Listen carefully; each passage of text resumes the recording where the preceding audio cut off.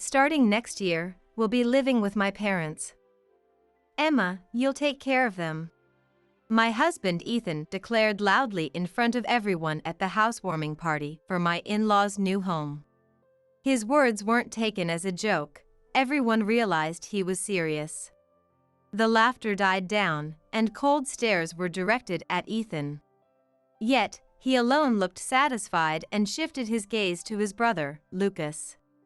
So I'll be taking this house. Mom and Dad will be relieved. I'm more reliable than useless Lucas, he announced. He probably thought that taking on the responsibility of caregiving would raise his standing and that he was lucky to get the house. But it sounded like he was entirely leaving the caregiving to me. I couldn't help but laugh at Ethan's foolishness. What? I'm not taking care of them. Your wife quit a week ago, I said. What? Ethan responded, flustered. Relatives murmured in surprise at my shocking words, and Ethan started to panic. He tried to cover it up, but I wasn't going to let it slide. I spoke up in front of my in-laws. My name is Emma. I'm a 42-year-old housewife. The truth is, I grew up in a child welfare institution. My parents divorced when I was young, and I was taken in by my mom, who passed away from illness when I was 9. With no siblings or knowledge of my grandparents, I was left all alone, which made me yearn deeply for a family. When I was 23, I met Ethan, who was 3 years older than me. He worked at his father Jackson's company and already held a managerial position. Being surrounded by family in a family-run business made Ethan someone I admired, and for some reason, he took a liking to me. I'm not worthy to be Ethan's girlfriend, I thought, feeling too humbled to refuse, let alone become part of an executive family. But Ethan continued to pursue me persistently. In the end, I succumbed to his persistence, and we began dating and eventually married. I worried that my background would make my in-laws dislike me, but my mother-in-law Isabella and the rest of the family were wonderful people, making me feel blessed to have married Ethan. However, there was something about Ethan that concerned me. He harbored a strong inferiority complex toward his older brother Lucas. Lucas also worked at Jackson's company and was the next in line to be president. Being brothers in the same job should have made them strong partners, but with Lucas being the eldest and the designated successor, Ethan viewed him as a rival. I understood why he might feel this way, but Ethan's feelings towards Lucas went beyond mere rivalry. I first noticed it shortly after our marriage. After the wedding, Ethan moved out of his parents' house, and we started our newlywed life in an apartment near his workplace. Once our life settled down, Ethan opened up. I'm proud that I got married and became independent before Lucas. Lucas is a great person, and he's dating someone too, right? I'm sure they'll get married soon.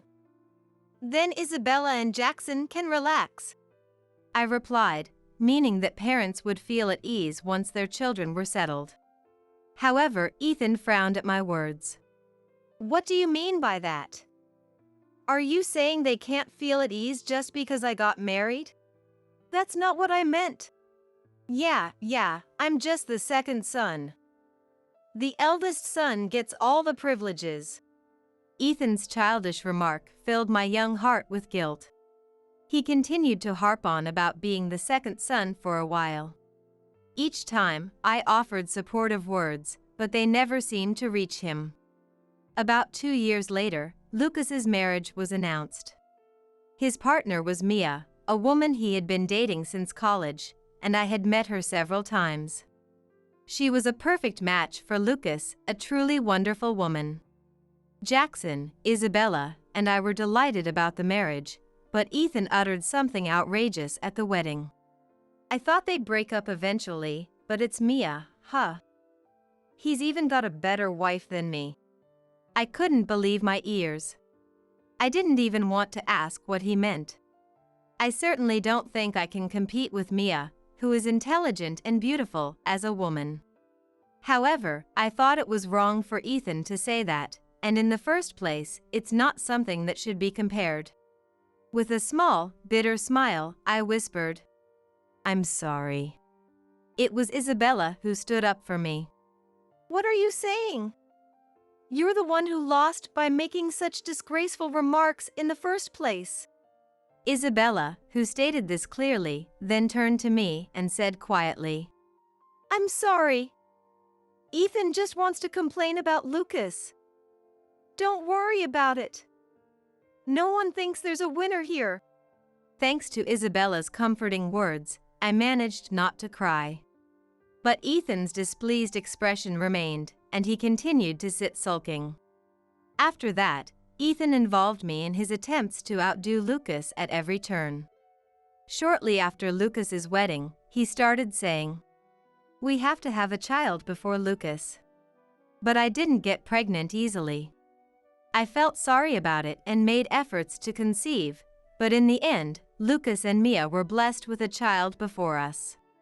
When Ethan found out, "It's your fault we lost," he was furious. A year after Lucas and Mia had their child, we were blessed with a child too, but our baby was a girl. Lucas's child is a boy, and we have a girl.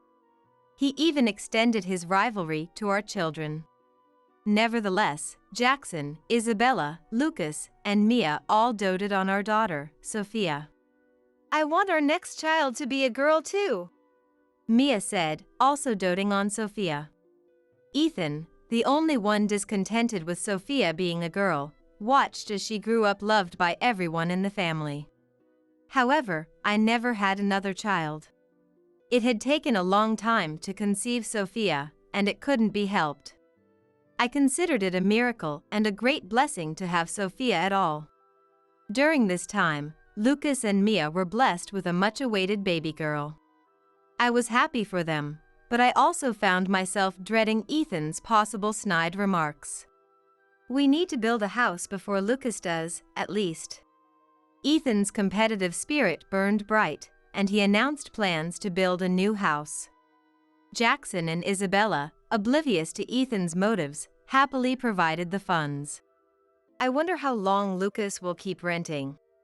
Despite receiving financial support from Jackson and Isabella, Ethan still made snide comments about Lucas. I felt uneasy whenever Ethan tried to compete with Lucas. Building a new house under these circumstances didn't bring me genuine joy. "You shouldn't say things like that. There's no need to compete. He's your only brother." I repeatedly admonished Ethan for his backbiting, but he never changed.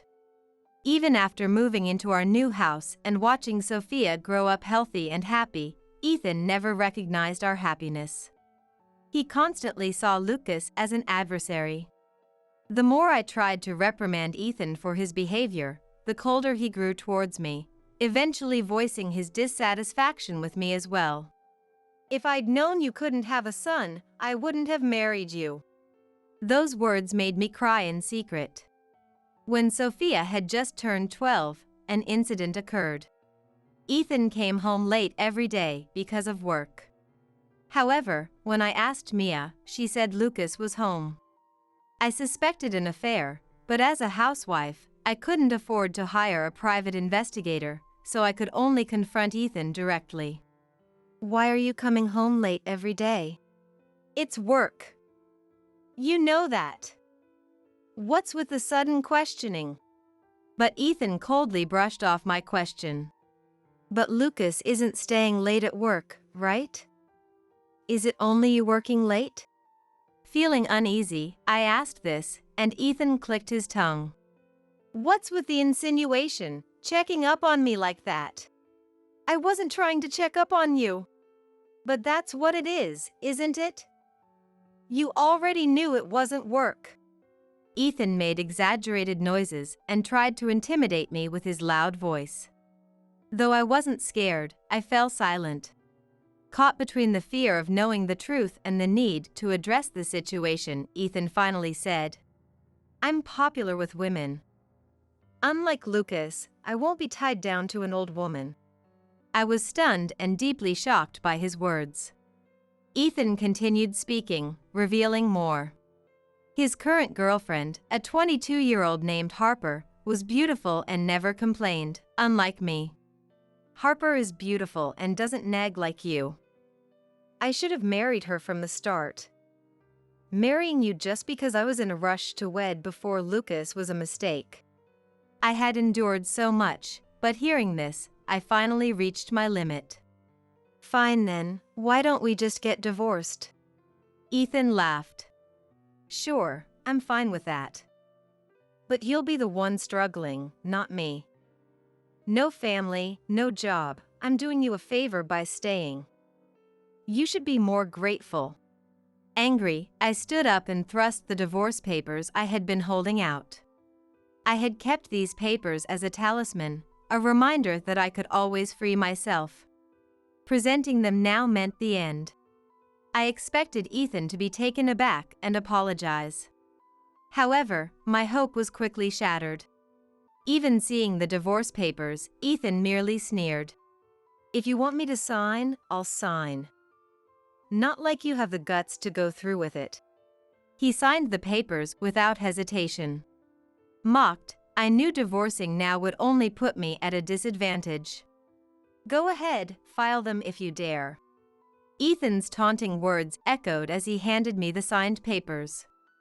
Frustrated, I could only grip them tightly. A year passed. The in-laws decided to rebuild their house. The old house was inconvenient for Jackson and Isabella. They considered remodeling but decided to build a new one, as Jackson wanted a custom home for their final years. They consulted Mia and me, resulting in a beautiful new house. They planned a celebration party, inviting the family. Emma, could you help with the preparations? Isabella asked. Of course, I replied. Due to a request from Isabella, I ended up helping with the party preparations. The large new house seemed too big for just Jackson and Isabella, but I assumed they would eventually pass it on to Lucas. A few weeks later, the family gathered for the celebration. Mia and I were busy with the preparations. Sophia and Lucas's and Mia's children had lessons and would join later, allowing the adults to have some time together first. Everyone raised their glasses for a toast, and then Ethan spoke up. This is a great house, isn't it? We made sure to have plenty of rooms so you all can visit anytime. Jackson replied, clearly pleased. Isabella smiled warmly, also looking delighted. Then Ethan said something surprising. But isn't it too big for just the two of you? How about moving in with us? I was shocked. What was he thinking? Everyone else laughed, thinking it was a joke. Didn't he just build a house a few years ago? What are you talking about? Yeah, and what about Sophia's school? Someone added. But Ethan's expression remained serious. Sophia will start middle school next year, so it's perfect timing. Starting next year, we'll all live together. Emma can take care of Mom and Dad. It became clear to everyone that Ethan wasn't joking. The laughter died down, replaced by confused and cold stares. They all wondered what Ethan was thinking. Ethan, however, seemed pleased with himself and turned to Lucas. So, I'll take this house, he declared, looking at Jackson and Isabella. Don't worry, Dad and Mom. I'll take better care of you than useless Lucas. Everyone was visibly puzzled. Ethan seemed to think that taking on the caregiving responsibilities would raise his standing and allow him to claim the house. He also seemed to assume that I'd handle all the caregiving. I couldn't help but laugh out loud. Everyone's eyes turned to me as I laughed. See, even Emma agrees. Don't worry, we've got this. Ethan misunderstood my laughter as agreement. I decided to set him straight. What? I won't be doing any caregiving. I quit being your wife quit a week ago. What? Stop joking. Aren't you marrying young and beautiful Harper? My words caused a stir among the in-laws, and Ethan started to panic. Harper? What's going on? What do you mean? Ethan, trying to cover up, forced a smile at me. What are you talking about? I don't know anyone named Harper. I wasn't going to let him off the hook. Don't play dumb. It hasn't even been a year since you told me about her. I continued with a smile. Harper, who works at the same company. You said she was 22 a year ago, so she's 23 now? You boasted about dating young and beautiful Harper. That's why I quit being your wife. As I exposed his affair, Ethan grew increasingly panicked. By the time I finished, he was pale, sweating profusely, and looking down in desperation. In contrast, Lucas turned bright red with anger. What's going on? You're having an affair with a coworker? Isabella, contact HR right away and ask about an employee named Harper, around 23 years old. Understood. Isabella replied, her face also pale, as she stood up with her mobile phone. Wait, no, please wait. Ethan yelled, trying to follow Isabella, but Jackson and Lucas wouldn't let him. Lucas and Jackson's fury didn't subside as they continued to shout at Ethan. The rest of the family looked at him with disdain, making him feel even smaller. Ethan, explain yourself properly, Jackson demanded. But, Ethan stammered, unable to form coherent sentences under Lucas and Jackson's grilling. I watched it all with a smile. No matter how many questions Lucas and Jackson threw at him, Ethan kept insisting it was all a misunderstanding. Fed up with his evasions, Jackson slammed his fist on the table, making a loud noise as he stood up. Dad, not a cent will go to you. All will be given to Lucas and Sophia as a living inheritance. Leave the company. From today onwards, you are not allowed in this house. Ethan panicked. Jackson, who had been deceived by Ethan's lies and self-preservation, finally got really angry. Realizing at last that things had gone beyond repair, Ethan hastily began explaining. Please, Dad, listen. It's not like that. I don't want to hear it. I'll get the details from Emma later. Now, get out. Ethan looked at me, pleading for help with his eyes. But I had no intention of helping. I would just tell the truth. Of course, I'll explain everything later. But for now, the food is getting cold.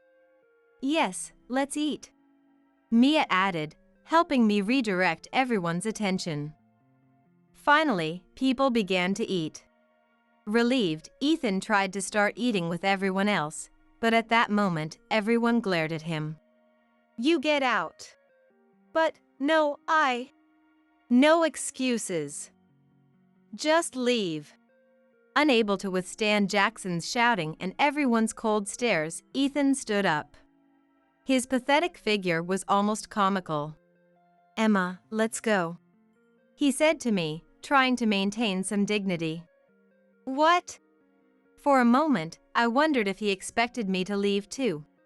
But Jackson quickly intervened. Why should Emma leave? You're the only one leaving. Right, goodbye. Ethan left the in-laws' house, visibly upset. Seeing him driven out was a satisfying sight.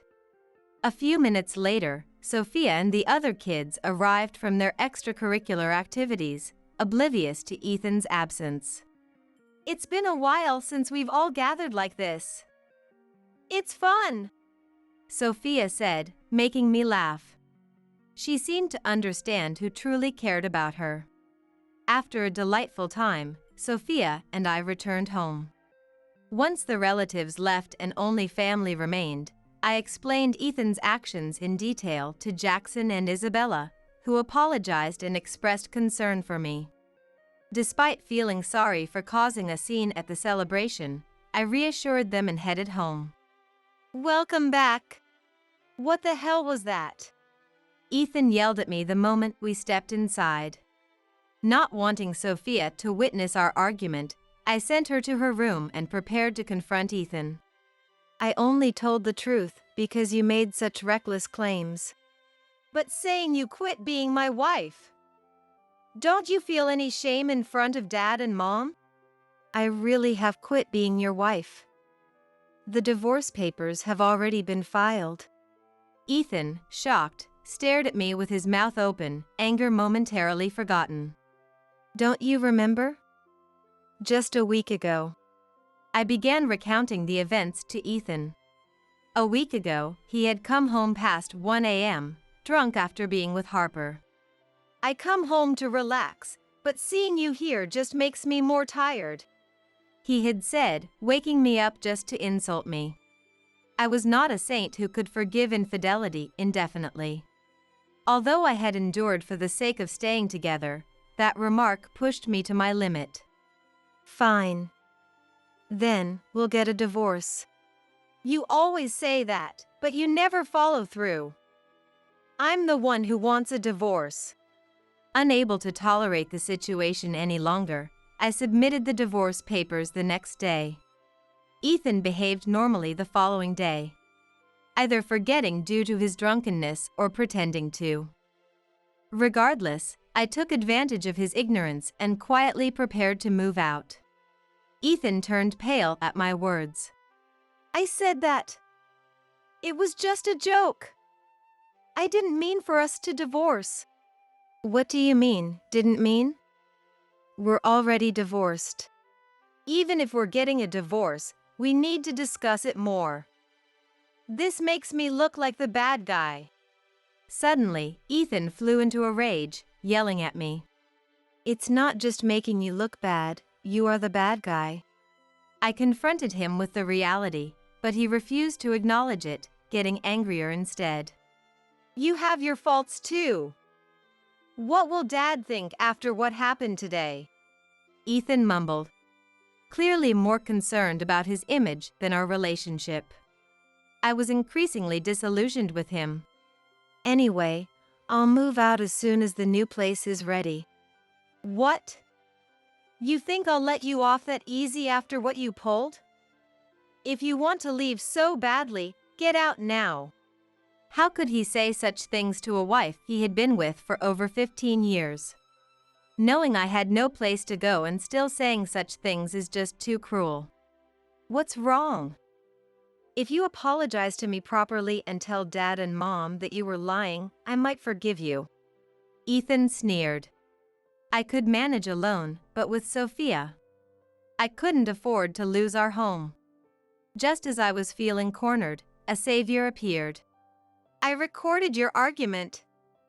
I've already sent it to Grandpa and Grandma. It was Sophia. When Ethan's loud voice started to be heard, Sophia, who had been worried about me and hiding outside the living room, came out of the bedroom. It seems she recorded the scene of Ethan yelling at me and sent it to Jackson. Ethan turned pale again at Sophia's words. The last thing he wanted was for Jackson and Isabella to hear what he had said. As my lips curled into a smile, Ethan's phone rang. It was Jackson. Ethan reacted to the ringing phone but hesitated to answer. Should I tell them it was all my lies? Ethan glared at me as the phone continued to ring. Or will you explain yourself? Ethan clicked his tongue, grabbed his phone, and walked out to take the call. Whatever he said, he was going to get an earful from Jackson. Later, Isabella called me. She told me Jackson wanted to talk to Ethan again. And Ethan was heading to the in-laws' house the next day. The next morning, while Sophia was at school and I was preparing to move, the doorbell rang. It was Lucas. Lucas, what brings you here? Emma, I'm really sorry for Ethan's behavior. Dad sent me. Jackson did? Lucas nodded and immediately called a locksmith to change the locks. Once the new locks were installed, the company's legal counsel arrived next. They were there to arrange compensation claims against Harper and Ethan. It happened in an instant, but with Lucas's support, I quickly took care of the procedures. We can arrange for Emma to get the house in the division of property. Considering Ethan's infidelity and the money he spent, he probably doesn't have much besides the house. At the very least, I want Emma to have it. Of course. I was surprised by this conversation, but soon tears started to fall. These were tears of relief, knowing that I could continue to raise Sophia as before. Emma, I know you've always taken good care of Ethan, Dad, and Mom. Ethan may be a hopeless brother, but I consider you my sister. And Dad and Mom wanted it this way too. Lucas said this to me. Overwhelmed with gratitude, I struggled to find the right words to thank him. At that moment, I realized that Ethan would never be able to surpass Lucas. After being severely scolded by his parents, Ethan came back home. But the house was already locked. Of course, he couldn't enter with the key he had. Emma, what do you think you're doing? Hearing Ethan's voice, Lucas stood up and went to the door. Admit your fault and apologize. Lucas? This house belongs to Emma. If you want to come in, you must apologize first. Ethan was silent for a while, but Lucas explained to him that the house was awarded to me in the property division. After some time, Ethan finally spoke words of apology. It was all my fault. I peeked from the living room to see his expression and noticed neighbors laughing at him as students were coming home from school. Emma, I'm really sorry. I was wrong. Please let me in so I can apologize properly. Ethan kept repeating the same words. Seeing his pathetic state, I couldn't help but laugh. He said he would go to a motel for the time being. Under Lucas's supervision, he came into the house to get his things and then left. Perhaps it was because Lucas was there, or because of the scolding he received from Jackson and Isabella, but Ethan didn't complain to me as usual. I watched him leave the house quietly, feeling both relief and a sense of poetic justice. The next day, Lucas arranged a meeting with Ethan and Harper. He asked if I wanted to join, but I declined, knowing that seeing Harper would make me feel ill. Instead, I asked to be connected by phone so I could hear the conversation. I needed to hear what excuses Ethan would make. Was what Emma said true? I heard Lucas's voice, followed by Ethan's. I'm really sorry to Emma, but it was true love. I've already broken up with Emma, and I plan to marry Harper. I felt irritated by his words, but if that was the case, so be it. As I was listening to the voices coming through the phone and thinking about this, a voice interrupted. Wait. Was it Harper? I heard a young woman's voice. Are you kidding me? You call our relationship true love? Disgusting. What? That's impossible. To be honest, I can't accept any settlement money for this. I was shocked by her words. Lucas and Ethan, who were on the other end of the call, were likely just as surprised. But ultimately, you did hurt Ethan's wife. You understand that, right? Lucas said. Even if you say that, it's not my fault. Ethan is certainly at fault. But you are also an accomplice. You have an obligation to pay. I felt reassured by Lucas standing up for me. Harper, realizing she couldn't escape, responded irritably. Fine, fine. I got a lot of things from him, so it's not a total loss. A loss? Harper, didn't you say you wanted to marry me? This is a burden for you, but we can finally. I heard Ethan's voice. But Harper burst into laughter. What are you talking about? Did you seriously believe that? No way. You were just a source of money for me. I struggled to suppress my laughter. It seemed that Ethan was the only one who thought it was true love, while Harper saw him merely as a financial provider. Besides, you've been hitting on other women too, right? Why am I the only one at fault? What? Were the other women not interested? Oh, I've really met a weirdo. Ethan must have been deeply shocked. Although I was angry with Harper for her affair, I felt a little satisfied that she had given Ethan a severe blow. Harper was at fault too, but there was no doubt that Ethan, who flirted with young women at work despite being married, was a despicable person.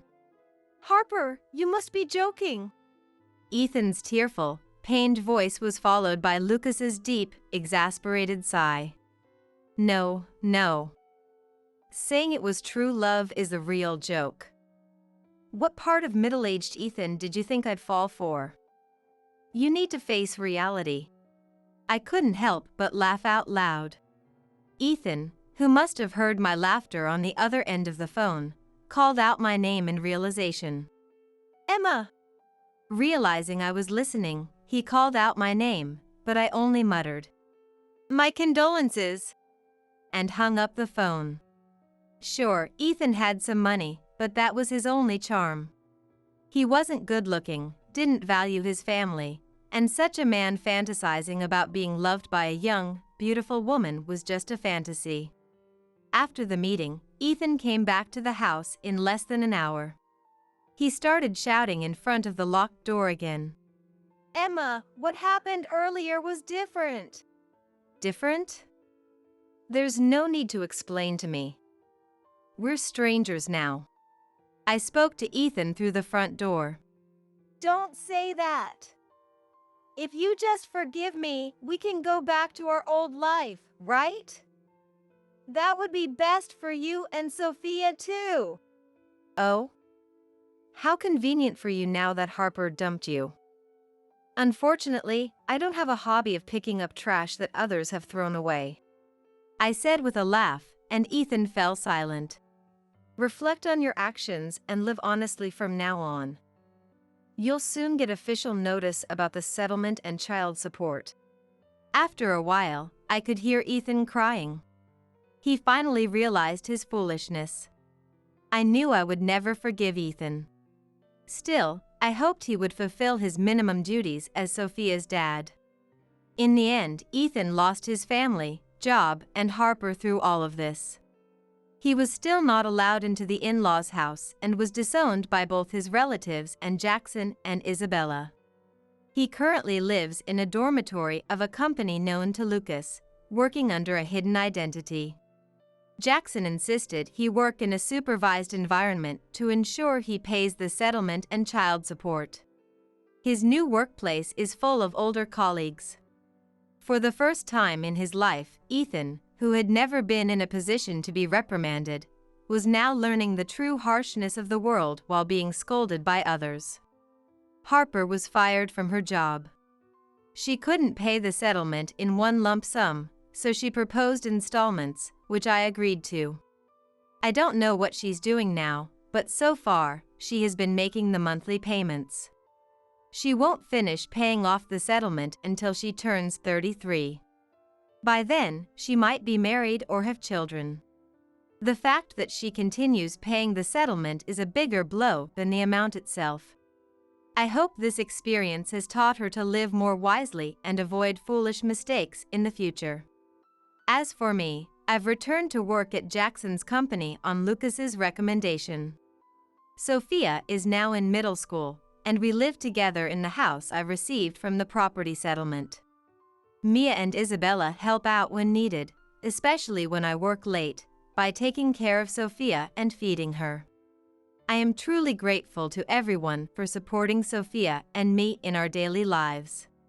As Jackson said, most of the property had already been gifted to Sophia and Lucas while Jackson was alive. Even if there's a tax, it's much better than letting Ethan get his hands on it, he said. I plan to use it wisely for Sophia's future. Although Ethan is no longer part of our lives, I still consider Jackson, Isabella, Lucas, and Mia as my true family.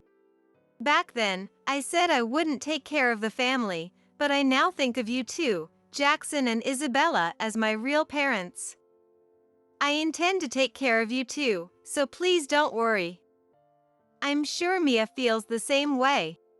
One day, I conveyed this to Jackson and Isabella, and they cried tears of joy. Now, I believe that marrying Ethan wasn't entirely bad. Pretend you need to use the restroom and escape. Under the table, my brother, Patrick, nudged my foot with his smartphone, secretly showing me the screen. It seemed he wanted to get me out of this situation. 3 years into our marriage, I finally got to introduce my brother Patrick to my husband Randolph. However, Patrick's face clouded within seconds of meeting Randolph, and he rudely ignored the conversation to stuff his face with the snacks in front of him. That cake looks delicious. Riley, why don't you go to the restroom for a bit? Wait, what are you planning to do with my cake? One piece didn't seem enough. I'm a bit hungry. Can we talk after I eat this? Patrick, being a detective, wasn't one to do things without reason. There must be a purpose behind Patrick's actions, but I couldn't grasp it. I headed to the restroom to gather my thoughts. After considering, I decided not to run away and returned to the living room. When I sat next to Patrick, he gave me a furious look as if to say, "Why did you come back?" I had taken some precautions, so I hoped he wouldn't be too angry. It seemed those precautions worked, as the doorbell rang after a while. When I checked the monitor, I finally understood his intentions. Randolph was apparently a terrible person. In that case, in this situation, Randolph would be facing severe consequences. I am Riley. I'm 35 years old and work in sales. I married my husband Randolph 3 years ago, and we don't have children yet. I also have a younger brother named Patrick, whom I haven't seen in a while. He didn't run away from home or have any complicated family issues, it was because of work. Patrick works as a cop on a small, sparsely populated island. Normally, cops on the island work in shifts of 2 or 3 to cover 24 hours, but he is the only cop there. That's why he can't come home often. Patrick became a cop partly because our dad was one, but also because he always had a strong sense of justice. When I was in 8th grade and Patrick was in 6th grade, we once witnessed a man shoplifting bread and drinks at a grocery store. Hey, he's putting it inside his clothes. I'm going to warn him. Wait. Didn't Dad say you should catch shoplifters only after they've left the store without paying? Otherwise, they might say they were going to pay at the register. Patrick was about to confront the shoplifter, but I grabbed his arm to stop him. I felt like a police officer ready to catch the shoplifter, fully immersed in the role. He seemed to feel the same, breathing excitedly. While we watched, trying not to be noticed, the man walked past the register and out of the store. Patrick and I ran after him. Excuse me. What? We caught up to him a little distance from the store, and Patrick called out to him. The man stopped and turned to look at us. It was then I realized how dangerous what we were doing could be. As we got closer, the man looked bigger than I had thought, and I began to worry, is it safe for us middle schoolers to confront a shoplifter? I felt the sense of being a police officer fall away, leaving me just a trembling middle schooler. Can you tell me the way to the nearest bus stop? Oh, I'll talk to him. Riley, you go to the restroom. Don't embarrass me in front of people. Fine, I'll go. Patrick, quick thinking as always, saved me from my trembling fear. I fought the urge to run and instead slowly made my way to the grocery store restroom, pretending that was my destination. Once inside the grocery store, I reported the situation to an employee. One male staff member went to Patrick and the others, while another listened to my story and quickly checked the surveillance camera recordings. Just as I described, the camera clearly showed the theft, with the shoplifter failing to pass items through the register. Once confirmed, I went back to Patrick with the male employee. When we arrived, the shoplifter was shouting loudly. It seemed he realized he was caught when the employee arrived, and he was making a last-ditch effort. The camera caught the moment of the theft. Could you come to the office and discuss it with us? Upon hearing about the evidence, the shoplifter, realizing he was caught, obediently followed the male employee back into the store. Afterward, the staff thanked me, but I never found out what happened to the shoplifter. On the way home, Patrick apologized to me. "I'm sorry. That was dangerous.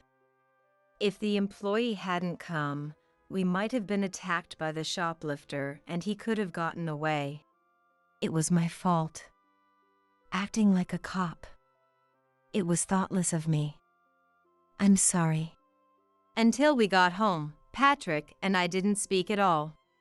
That night, our dad scolded us severely after hearing the story. In situations like that, get an adult to call the police. You never know what a criminal might do. Never do something so dangerous again. Patrick and I shrank as we listened to Dad's very reasonable lecture. I secretly think this was the event that inspired Patrick to pursue a career in law enforcement. Patrick probably wanted to be able to catch bad people himself.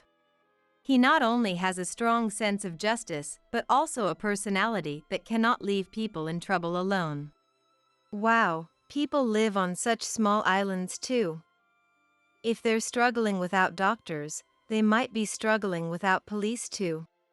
One day, Patrick was watching a documentary about a doctor who moved to a remote island to help its residents.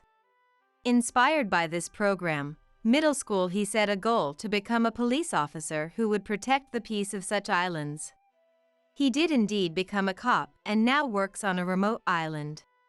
Achieving his goal, he takes great pride in his work. However, he prioritizes his job too much, often neglecting his family, which is a small flaw of his. He says, "If I leave the island, I won't be able to respond if something happens," and he has stopped coming home, only contacting us occasionally. I think it's been 5 or 6 years since I last saw him. Nonetheless, my parents and I are proud of Patrick for working for the people, so we accept it. However, I really wanted him to be there for my wedding. I got married 3 years ago. We met in the most ordinary way, through a mutual acquaintance. Randolph is serious, works in sales, and is highly successful. He's already being given significant responsibilities with great expectations for his future. I also work in sales, but his achievements are far beyond mine. I wanted to boast about my wonderful husband Randolph to Patrick, but since he couldn't attend the wedding, I ended up just sending a photo. Normally, I'd be furious at him for not attending his sister's wedding, but Patrick had unavoidable circumstances at that time. Apparently, the day before the wedding, there was a report that a drunken assault suspect had fled to the island where he was stationed. Under such circumstances, he couldn't possibly leave the island. The suspect was later caught, and he called to apologize. "Riley, I'm sorry. I intended to come, but I just couldn't leave the island." "It's okay. You never come back, but someday you will, right? I'll introduce you to Randolph then. Or maybe we should come to the island." Oh, come on, don't do that. I don't want to disrupt your newlywed life, and if I bring Randolph to a place like this, Riley might get mad at me for taking him to such a remote place. He's not that kind of person. In the end, the suggestion to visit was declined, and Patrick meeting Randolph was postponed to someday. I decided to enjoy my newlywed life, taking his words to heart. However, my married life gradually turned out to be different from what I had imagined. When I started living with Randolph after getting married, I expected a sweet newlywed life. But Randolph prioritized work, and our newlywed life turned out to be different from what I had envisioned. So, I'm going to bed first. Okay, good night. Leaving Randolph in the living room reading a book, I headed to the bedroom alone. Randolph would come home from work, have dinner, take a shower, and then work on his materials or read business books until late at night. At this time, there was an overwhelming aura of "don't talk to me." It was as if there was an invisible wall around Randolph. On weekends, he would go out for dinner with clients in the evening or play futsal or golf early in the morning. On days when he went fishing, he would leave early in the morning and come back late at night. Meeting outside of work helps build trust quickly. As a salesperson, you should be aware of that. The key, he said, was not to talk about work. I understood that his success at work was built on hard work. He would work or study tirelessly, even on weekends. During Thanksgiving or Christmas, he would be delighted to secure uninterrupted time to study. As a result, although I wanted to visit our families with Randolph occasionally, it never happened. It's good to work hard. I heard some wives complain about their husbands not working at all. Compared to their problems, my complaint about Randolph being too dedicated to his work might be a luxury. But since we were newlyweds, I wanted him to spend a little more time with me. Having gotten married, I wanted to have children, but Randolph said, if we have a child now, it will affect my work, and continued to avoid it. When I brought up the topic of children, it made me seem desperate, as if I was craving them. Moreover, Randolph, always tired from work, would handle things in a rather perfunctory manner. Are we really a married couple? I began to question while looking at the ring on my left hand. He seemed to be the type not to feed the fish he caught. Before marriage, I thought he was kind, but my impression of Randolph changed significantly after getting married. Since the newlywed period is unique to this time, my dissatisfaction with his gradually grew. However, since Randolph was just working hard, I didn't want to be that annoying woman who says, "What's more important, your work or me?" So, I tried subtly to see if Randolph truly cared about me. There was a molestation incident around here. Should I be more careful when coming home? You're over 30 now, so you don't need to worry. Randolph's words made me feel uneasy. I should probably be more worried than I thought. I decided to express my feelings a bit more clearly. You always seem to be working, even when you're at home. But isn't that taking a toll on your body? Maybe you should rest sometimes. I mean, we're newlyweds. Shouldn't we try to have more of a married life? I'm in my mid-30s now, and I'll be in my 40s before I know it. Now is the time to push myself at work. I have to become the sales manager. I don't want to just be a cog in the sales department. I want to be the one running the whole show, making the entire team excel. It's frustrating when people think anyone can do sales.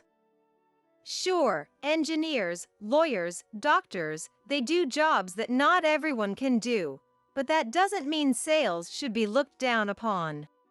Randolph, who usually stays quiet at home, absorbed in making reports or reading books, was unusually talkative.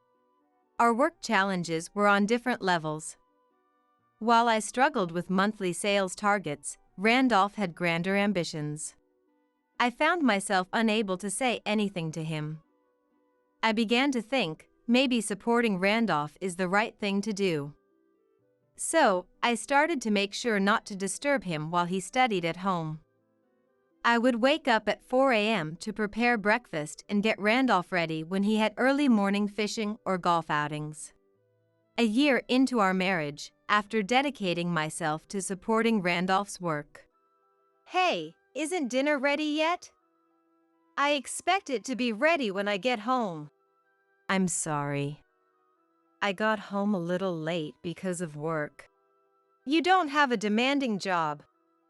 If you're late, it's because you're not competent enough. You need to work harder.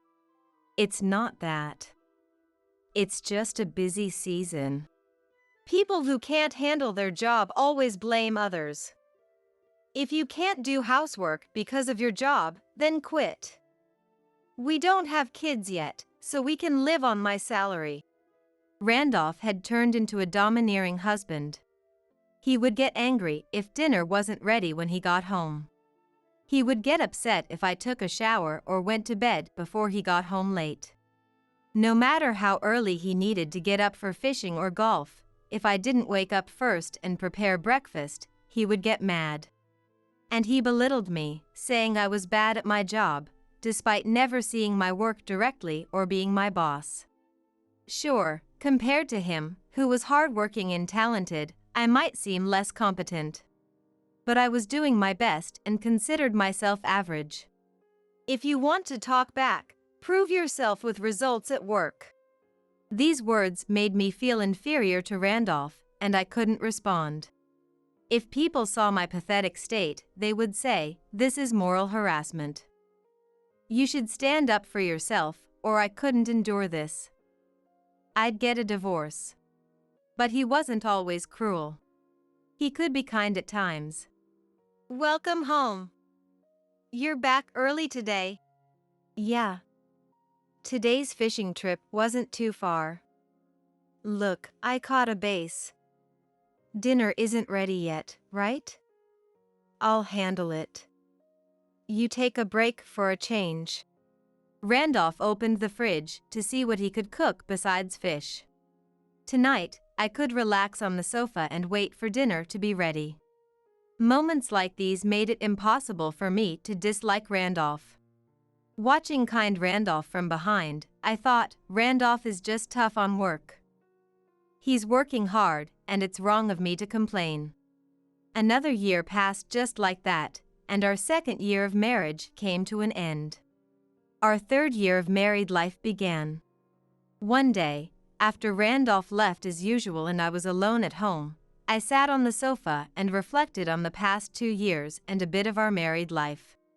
It's strange. There are no memories. The only thing that comes to mind is me doing housework for Randolph while working. As for good memories, the only ones that barely come to mind are our wedding, honeymoon, and the excitement I felt when we moved into this house and started our newlywed life. I realized that while I had been accumulating dissatisfaction with Randolph, I had been deceiving myself by thinking, this is something that can't be helped, this is something I should endure. Realizing this made me disillusioned with Randolph. But since we're married, it's not something that can be simply resolved with a goodbye. I shouldn't rush to a conclusion, but rather start by facing Randolph and my own feelings. I began to seriously think about the future, and it felt as if the part of me that had drifted away was coming back. The next day, out of the blue, I got a call from Patrick after a long time. Patrick, it's been a long time. Almost 100 years, right? A bit over 2 years. Actually, I'm moving back there. Moving back? You mean leaving the island? Yes, a new officer is coming, so I have to move back, and I'll be transferring from the community section to the detective section. Really? So you'll be a detective like Dad? Well, at first it'll probably be all grunt work. And since I'm moving back, introduce me to Randolph. Randolph. Huh. Since I was thinking a lot about Randolph at that time, my subtle reaction must have been noticeable over the phone. It's not like right away. I'll be busy with work for a while after moving back, so it'll be a bit later. That's not the point. What's wrong? Did something happen? As if to confirm my current situation and feelings, I explained to Patrick about the past 2 years and a bit of my married life.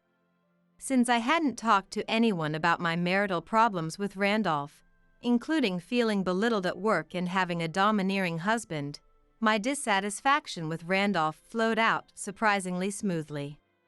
After listening to my story, Patrick gave me some very police-like advice. Isn't that moral harassment? I thought you'd say that. But he's kind sometimes, too. That's a typical case of a woman who can't leave a guy who does moral harassment or DV. It's like you're in a brainwashed state with a mix of rewards and punishments. But every time Patrick gave me advice, I countered with but after but.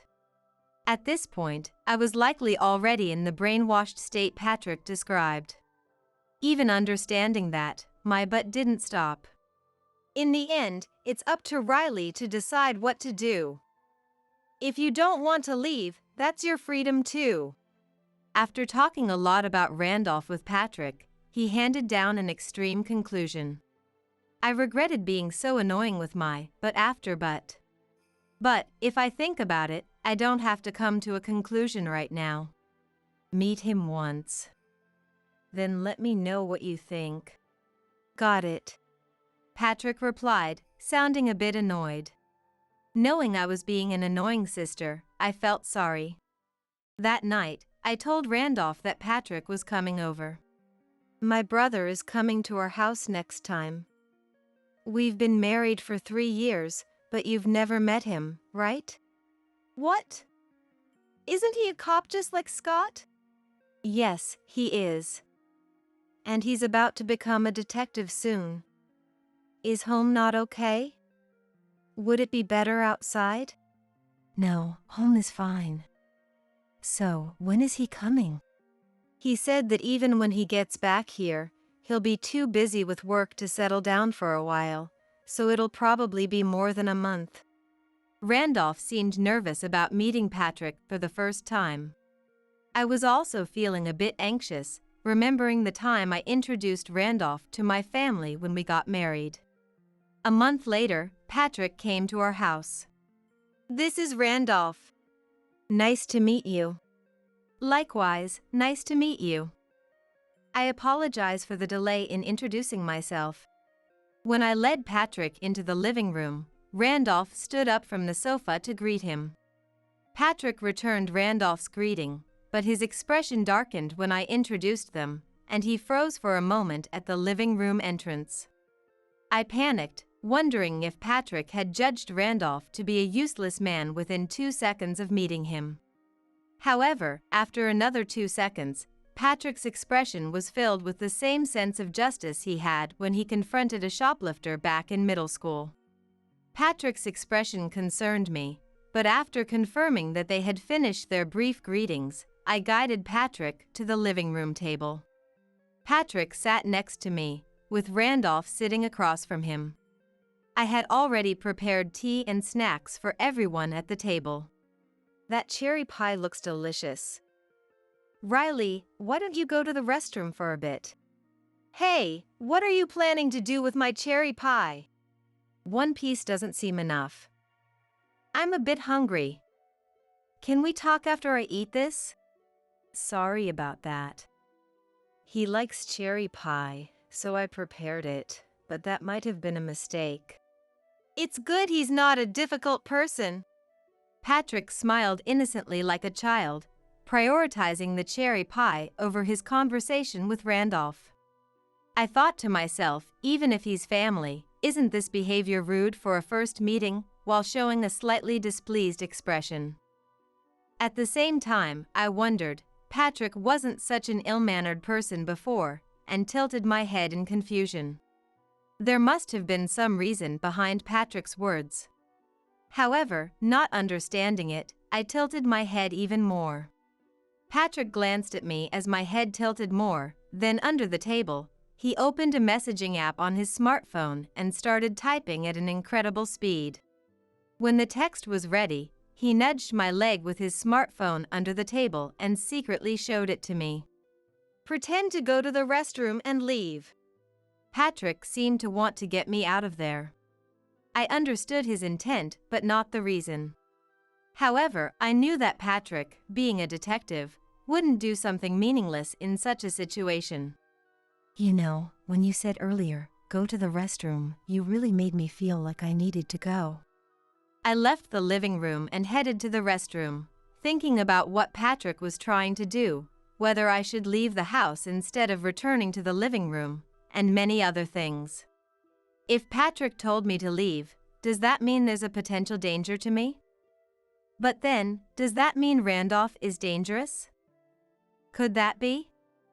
If Randolph were dangerous, would it be okay to leave him alone with Patrick? If Patrick wanted to talk to Randolph, wouldn't it be better for me to be there since I know more about Randolph? Although Patrick told me to leave, I decided to return to the living room. It took you long enough. It's rude to keep Patrick waiting, you know? Isn't it ruder that Patrick suddenly started eating the cake? And Randolph, it's not polite to say a woman takes too long in the restroom.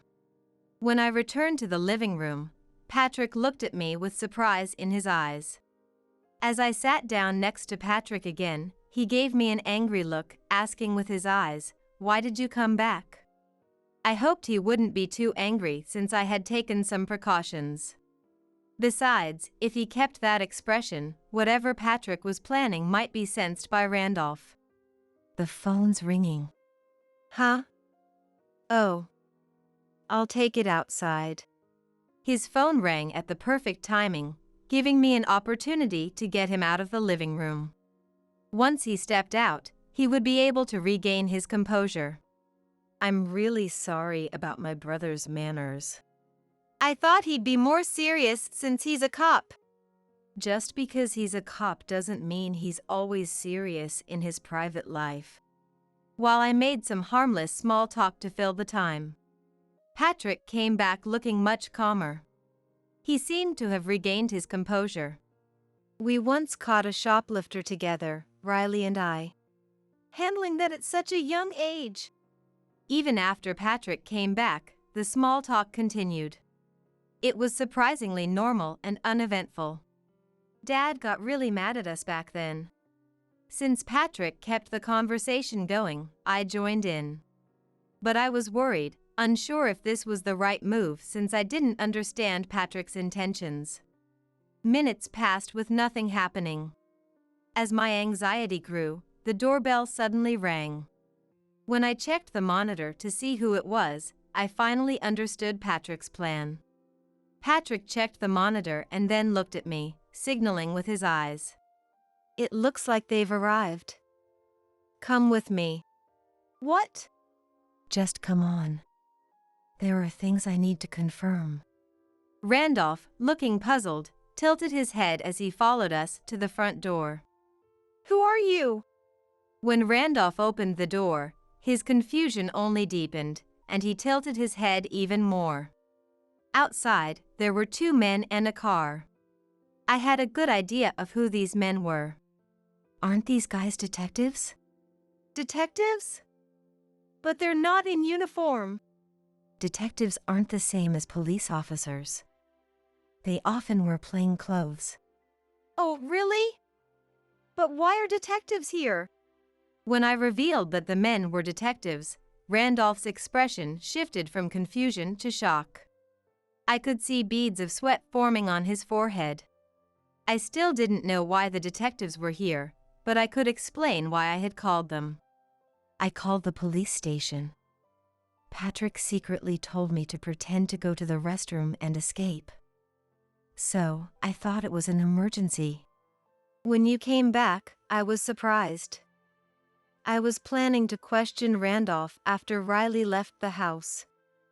There was a chance he might get violent. There's no way I could understand all that from pretend to go to the restroom and escape.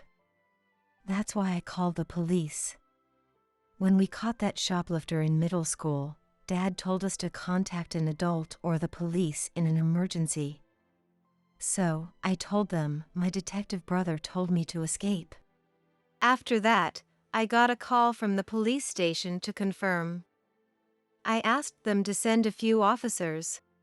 Oh, so that call was from the police station. Patrick and I solved one question after another.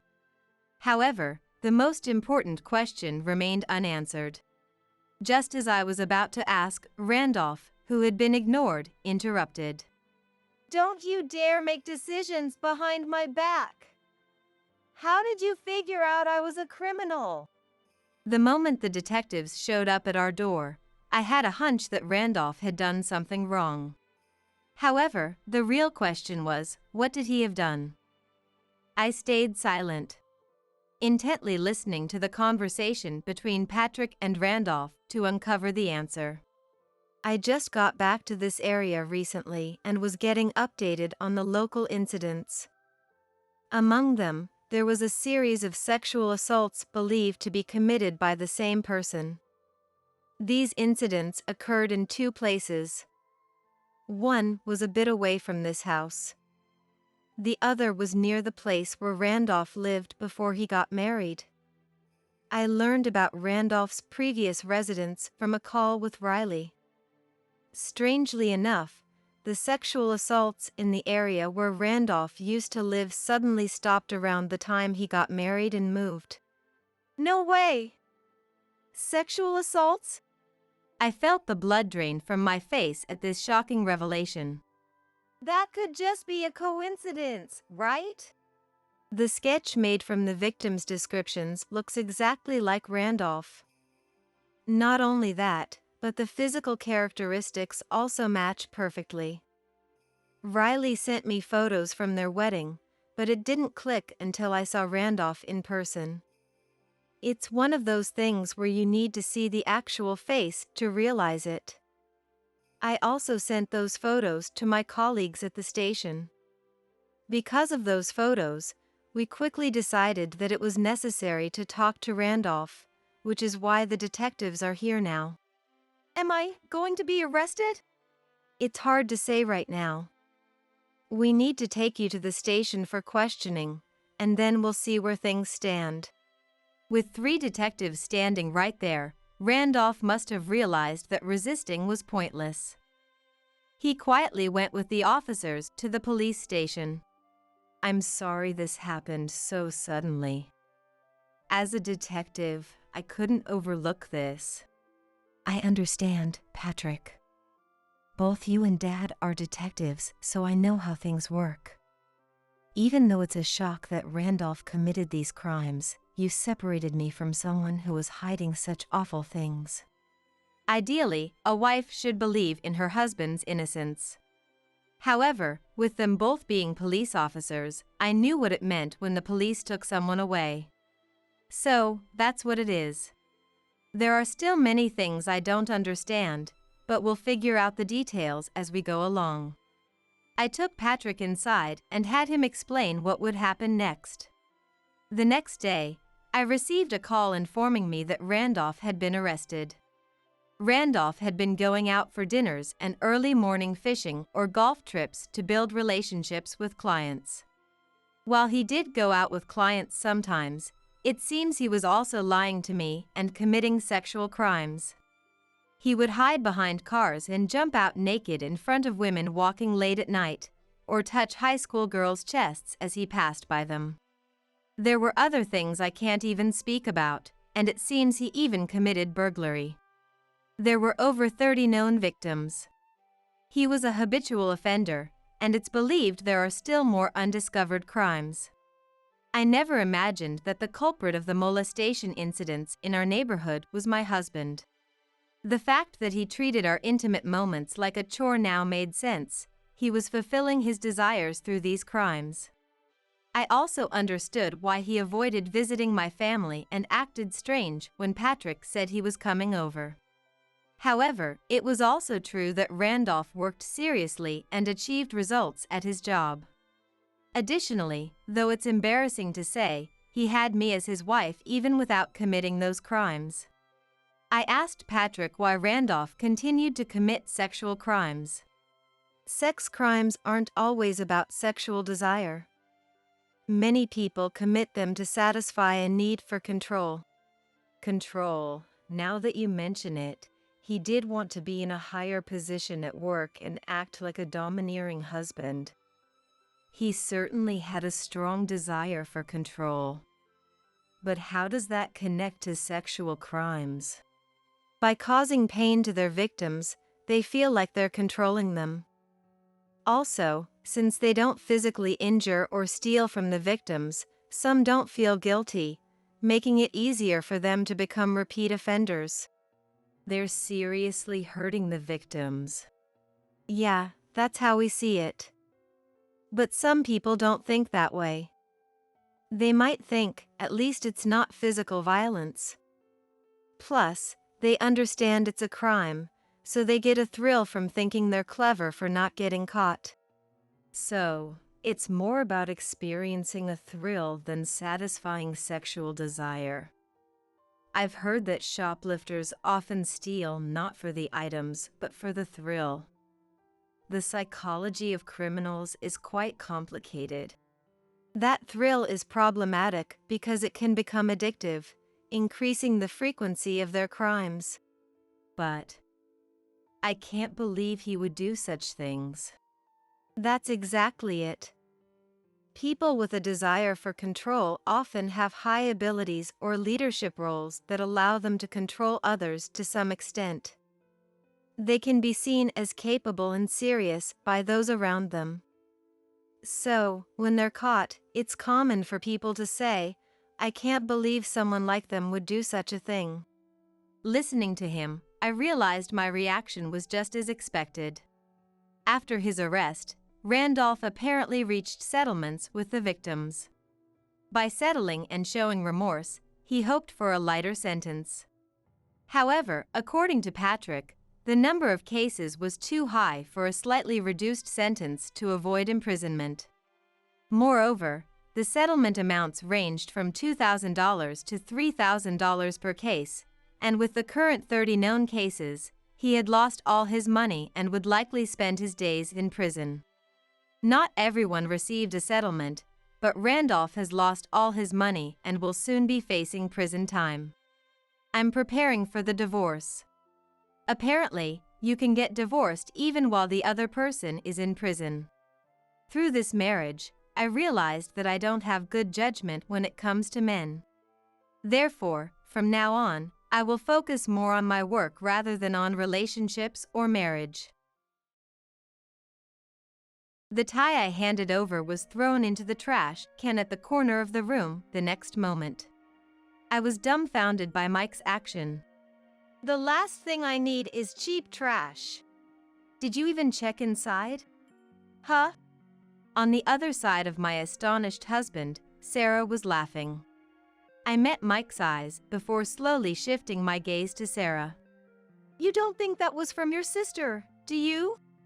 Sorry, it's so cheap. Sarah was furious. Seeing her like that, Mike was quite shaken. No, I thought that was something Mary had prepared. As if anything prepared by Mary could just be thrown away. I couldn't help but feel a thrill of excitement at Sarah's furious figure. I'm going to expose all of Mike's actions right here. I took a deep breath. I am Mary, a 47-year-old housewife with a part-time job. Thanks to getting married almost immediately after graduating from college and having children right away, my second life has already started.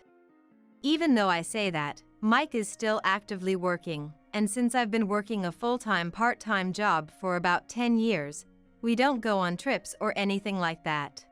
So, honestly, this second life is just a name, and in the end, I'm living a life no different from usual. Mike and I met in college. It was a normal college, but the club activities were active, and among them, the basketball team was one of the strongest in the nation. Mike was the captain of the basketball team. Tall and well-built, he was the captain and the ace.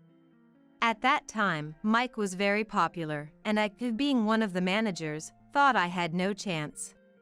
But he approached me, and then he confessed his feelings. I was so happy. The proposal came when I was in my 4th year of college, with Mike already working and able to support us, asking me to marry him. My parents, having been college sweethearts themselves, didn't object, and we got married half a year into my senior year of college. It was a simple wedding, but it was well done, and I was happy. The first year after marriage was very smooth. Since the company Mike joined had frequent relocations, I decided not to become a full-time employee and continued with the part-time job I had at the time. However, I found out I was pregnant just before graduating from college, and to reassure a worried Mike, I resigned. During the pregnancy, my sister-in-law Sarah and my in-laws, who lived nearby, were very kind and helpful, and I was truly glad to have married. However, after our daughter Jane was born, our marital life gradually drifted away from the ideal. Jane, who often cried at night, would start crying unless held during the day, and as a first-time parent who knew nothing about child-rearing, I struggled to balance it with household chores. Although my in-laws and Sarah helped, there inevitably came times when I had to do it alone. Each time, I would hide and cry by myself. Mike, at first, showed a supportive attitude, but gradually began to go out more often for drinks and such, and by the time Jane was 6 months old, he had completely stopped helping with the household chores. Even when I begged him to spend a little more time with Jane, he would reluctantly stay for about 10 minutes before calling me over to take her and going out himself. Hey, I wish you could spend a little more time with Jane. I'm busy, you know. When I said that, Mike would sigh heavily and condescendingly lecture me. You wouldn't understand since you've never been out in society, but being an adult is tough. I need to refresh on my days off to survive. Understand? I absolutely despised the way Mike lightly tapped my head as he said that. However, it's true that Mike was providing for us, and it's also true that I didn't know society. So, every time he said that, I would swallow my words, and eventually, I stopped asking Mike for anything. Thus, Mike continued a life that hardly resembled that of a caring father, only paying attention to Jane when it suited him, for over 20 years. But then he began to take an active interest in Jane. Jane, let's go out. Okay. Every weekend, I would see the two of them off as they went out together, and I would take care of the household chores. Thanks to starting a part-time job about 10 years ago, we had a bit more financial leeway, but chores would pile up, so I had to clean and prepare meals in advance during the weekends. Up until about 3 years ago, Jane was on my side. She would help out and give me presents. But ever since she started going out with him, she completely became Mike's ally. The reason was simple: Mike would buy her something every week. Jane, coming home with shopping bags full of new clothes and accessories in both hands, initially confused but now delightedly heads straight to her room to have her own fashion show. Buying her expensive things every week might be a bit much. Huh? Are you jealous of Jane? Can't help it. She's cuter than a middle-aged woman like you, Mike said with a laugh and went to Jane's room. Indeed, Jane is lively and bright like Mike, and beautiful. She probably knows it, too, with looks that wouldn't be out of place on a celebrity. As for me, it's inevitable that I be called plain. But I am only 45 years old. I shouldn't be referred to as a middle-aged woman. Angered, I decided to confront Mike and Jane and headed to Jane's room. But just as I was about to open the door, I overheard a shocking conversation. Dad, this is really cute. Thank you. It suits you. Just like my daughter. Tell Emma thanks, too. I've wanted something matching with her. Emma is beautiful, too. The clerk said we looked like a beautiful mother and daughter today. Really? That makes me happy. I couldn't understand what the two of them were talking about. Beautiful mother and daughter? Who and who? Weren't they going out together every week? I was dumbfounded, my hand still on the doorknob. I couldn't even wipe away the tears rolling down my cheeks, my body wouldn't move. Unaware of me, Jane and Mike laughed and talked about their next outing. I couldn't stand how much I hated them. The next day, I stopped by a detective agency on my way home from my part-time job.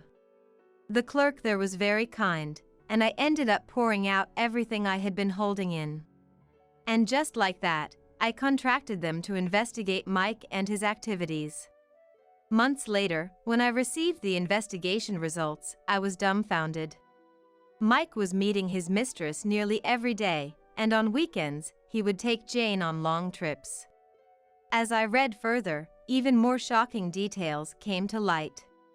You've got to be kidding. I was furious at Mike's incredibly disloyal actions. I couldn't forgive him. I would have my revenge. Just then, a message arrived on my mobile phone. It was from Sarah, asking if I would like to join them at the in-laws' house to celebrate Mike's promotion. I hadn't heard a word about Mike getting a promotion, but I resolved to reply to Sarah with my acceptance. I didn't want to buy a gift for the celebration, but it would be strange if I was the only one who didn't bring anything. With that in mind, I decided to let Sarah help me pick something out. The tie we bought from a high-brand store that makes custom suits cost $300.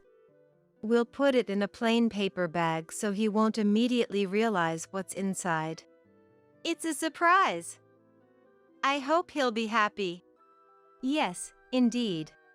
Imagining the joy on her brother's face, Sarah seemed excited, which made me feel a bit guilty, but my desire for revenge on Mike was stronger. I proceeded with my plan. And on the day of Mike's promotion celebration, seeing the plain paper bag I was holding as we left the house, Mike clearly looked disappointed. But he said nothing more, and we headed to the in-laws. Upon arrival, we joined Mike's parents and Sarah at the table, enjoying a pleasant meal together the whole time.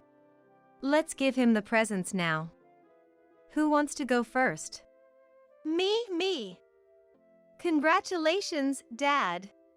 Jane handed him a brandless handkerchief. Though neatly boxed, it didn't seem very expensive. Mike received it with a smile. Unusual for brand-loving Mike. Thinking this, I took the box containing the tie out of the paper bag and handed it to Mike. Congratulations on your promotion. This is from me and... The tie I handed over was thrown into the trash can at the corner of the room the next moment. I was dumbfounded by Mike's action. I don't need cheap trash. Did you even check inside? Huh? Sarah was laughing on the other side of my astonished husband. I met Mike's eyes before slowly shifting my gaze to Sarah. You don't think that was from your sister, do you? Sorry, it's so cheap. Sarah was furious. Seeing her like that, Mike was quite shaken. I thought that was something Mary had prepared. As if anything prepared by Mary could just be thrown away.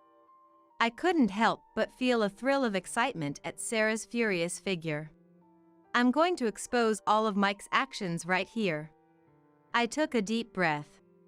Sarah, it's okay. I don't mind. But... Really, it's okay. After all, I don't need a gift from someone I'm divorcing. Everyone present was shocked by my words.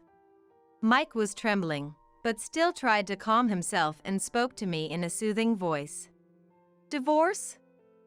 I admit I went too far just now. I'll apologize. It's not just about what happened now.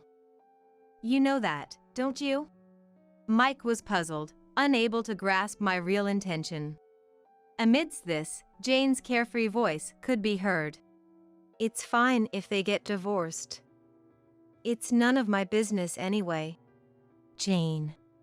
Susan chided Jane as she twirled her long hair, but Jane didn't stop. I mean, being told that someone who barely went out into society and is just an ordinary middle-aged woman is my mother doesn't make me happy. I'd be much happier with someone who understands fashion. Jane was probably referring to Mike's mistress.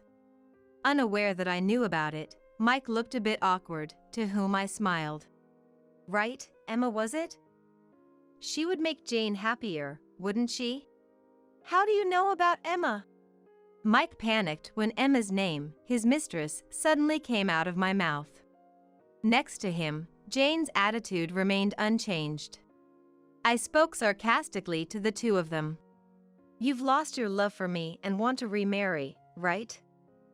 Unfortunately, I don't have such a partner or the time. No, well... Mike suddenly became hesitant as everyone's gaze focused on him.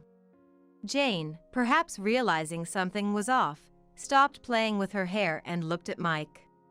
Making up reasons for cheating and making Jane believe them, you really don't want to look bad, do you?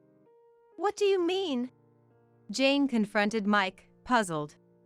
After all, Mike had told Jane that I was cheating and considering divorce. When Emma was introduced, he said it was still a secret because I was reluctant to divorce, but he intended to marry her as soon as possible. My head hurt when I found out. I had never cheated, and the only reason I was rarely home was because of increased part-time job hours. Lying and bribing your daughter with gifts is the lowest a parent could go. Dad, you said Mom was cheating, and you wanted a divorce but she was refusing, right? Was that a lie? It's not a lie, but... If it's not a lie, then why is Mom so confident? Jane's shrill voice echoed in the room. I responded calmly. It was more convenient to deceive you. That way, it would be easier to see Jane after the divorce, or for him to return to his parents' house, probably for reasons like that. It's a lie, a lie. Jane repeated it's a lie as if she couldn't believe my words. Mike was pale and frozen. I handed him the divorce papers. Wait on the divorce. You plan to marry Emma, right? Jane seems to get along with her, so there shouldn't be a problem. But we've been married for over 20 years. There are feelings. What you have isn't feelings for me, but for the money you don't want to part with is alimony, right? When I spoke plainly, Mike grimaced and glared at me. Even if he was hit right on the mark, he was no longer the man I once admired, just a middle-aged man. I realized then that his love for me was gone. Is that true? Sarah's voice echoed in the quiet room. Mike started to tremble. In this house, the most frightening person isn't the in-laws but Sarah. Sarah, who had been cheated on in her youth and had broken off an engagement, has remained single since. Unlike Mike, Sarah graduated from a top university and was so beautiful that men constantly pursued her even after her engagement was broken off. But Sarah rejected them all. You know how much I despise men who cheat, right? Yes. Then why did you do this? What did you want to achieve by hurting Mary? Sarah spoke calmly, but a quiet anger could be felt in her voice, silencing not just Mike but everyone in the room. Mike was so pale and trembling, he looked as if he might collapse. What you can do now is sign the divorce papers, pay the compensation, and then cut ties with our family. Got it? Cut ties? Why? Because I don't want a despicable man to be part of the family. Shocked by Sarah's words, Mike hung his head. It must have been hard for Mike, who has a bit of a sister complex. He signed the divorce papers and then started crying softly, his body shaking. Mary is the one who should be crying. You have no right to cry. Sarah's words were like a final blow, and Mike had no response. I presented another document to Mike, delivering the final strike. Emma left this for you. You met with Emma? Mike, who perked up at Emma's name, panicked upon seeing the contents of the document I presented. It was about the compensation claims. What do you mean by compensation claims? Well, you lied about being single, right? Ah. Mike had completely forgotten that he had lied. In fact, Mike and Emma met at a high-end hotel's matchmaking party. where Mike had forged documents to attend as a single man and approached Emma.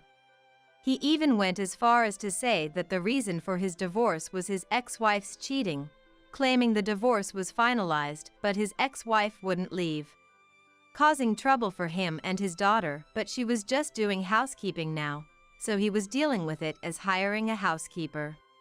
He continued to say that once a new partner was found, his ex-wife would give up on reconciliation and leave, asking Emma to wait a bit longer. When I heard this from Emma herself, I was furious. After showing her our marriage certificate and explaining that we were not divorced and I had not cheated, Emma apologized repeatedly. She offered to pay compensation, but I had no intention of claiming it since she had been misled into thinking Mike was single. Emma has a message for you. Never show your face to her again. Ah. Mike must have been planning to have Emma support him financially in exchange for paying me compensation. His expression was one of utter despair. Mom. I'm sorry. I didn't know. Jane apologized from next to a silent Mike. I have no need for a daughter who can't distinguish right from wrong at 25 and disrespects her mother. No need to apologize. Mom. Once the divorce is finalized, leave my house. Why? Jane asked, to which I sighed. The house we lived in was actually in my name. It was left to me when a relative passed away, and I became the owner when Mike and I started living there. I had mentioned this to Jane before, but she seemed to have completely forgotten. Your attitude towards your mother is unforgivable, and the period for reconciliation has passed. I'm sorry, but you'll have to leave with your dad. I'll apologize. Come on, Mom. Let's live together again. Please. Jane screamed in desperation, but I looked at her coldly. Then, Susan, who had been silent until now, spoke up. Mike and Jane, please never come back here again. But Mom. Mike looked up at Susan's words. Susan was furious. Seeing her like that, Mike couldn't hide his shock and started crying heavily. Jane was just frozen, shocked by the usually gentle Susan's transformation. I don't want to talk to people who hurt others like you do. Please leave. So, after Susan's declaration, Joe, my father-in-law, stood up, grabbed Mike by his clothes, forced him to stand, and dragged him to the front door, pushing him out of the house. Mike initially banged on the door and shouted to be let in, but as neighbors started to gather, he eventually left with Jane. In the quiet of the in-laws' house, now that Mike and Jane were gone, I savored the coffee and cake Susan offered, enjoying some peace for the first time in a while. After that, I submitted the divorce papers. With the compensation from Mike, I've become somewhat wealthy. As for Mike, not only did I take all his hidden savings, but his forgery at the matchmaking party became widely known after a colleague who had also attended the party exposed him at work. As a result, he lost his credibility and, despite his recent promotion, was sidelined. Jane made a big mistake at work and, although she wasn't fired, her salary was significantly cut. Moreover, I heard she got involved with a married coworker and is currently being sued for compensation by his wife. I couldn't help but think of them as two peas in a pod, almost feeling detached from their plight. The two of them have been living together after being kicked out of the house. However, since I did all the household chores, neither of them knows how to manage a home. The house is a mess. They constantly eat out due to their inability to cook, which has drained their finances, and they seem to argue every day. Emma, after breaking up with Mike, married her childhood friend. I've heard through the grapevine that she's now the mother of twins. Despite being deeply hurt by Mike, it's comforting to know she has moved on to a happier future. I was relieved.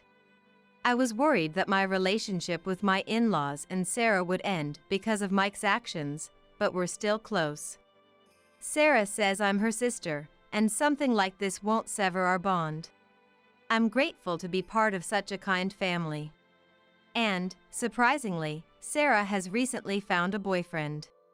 He's 5 years older than her, a kind man who managed to soften Sarah's firm resolve against marriage. Susan, who sneakily bought a bridal magazine. It's a secret. And was reading it in her room, shared her secret with me, looking so endearing it warmed my heart. As for me, I was offered a full-time position at the company where I was working part-time and have been working hard. Life is as busy as ever, but living for myself alone is quite enjoyable. Selling the house and starting to live on my own was a shock, especially since all my belongings fit into just one cardboard box.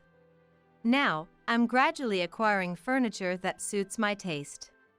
Living surrounded by things I love makes me incredibly happy, and no matter how busy I am, coming home always rejuvenates me, fueling my energy for the next day.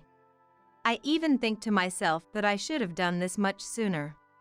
Recently, a coworker offered to give me a cat. The idea of living with a cat doesn't sound too bad. With these thoughts in my mind, I'm determined to live my life in my own way today as well. Dad, that person is scary. At a bread-making class I was attending with my grandchild, a little girl I didn't know was frightened by me. But there was a good reason for it. What I was actually glaring at with all my might was my son, and the fact that he had an unavoidable commitment was one thing, but it was clearly odd for an unknown little girl to call my son Dad, especially when he had his own child. This situation led to the worst possible betrayal I could imagine, and it was not something I could just let slide. My son noticed my gaze and instantly became suspiciously nervous. Yikes! Even though he was pale and breaking out in a cold sweat, that did nothing to clear my suspicions, so I approached him. Can we have a talk when we get home? Yes. But please keep it a secret from Kate. You think that's going to work? Eek!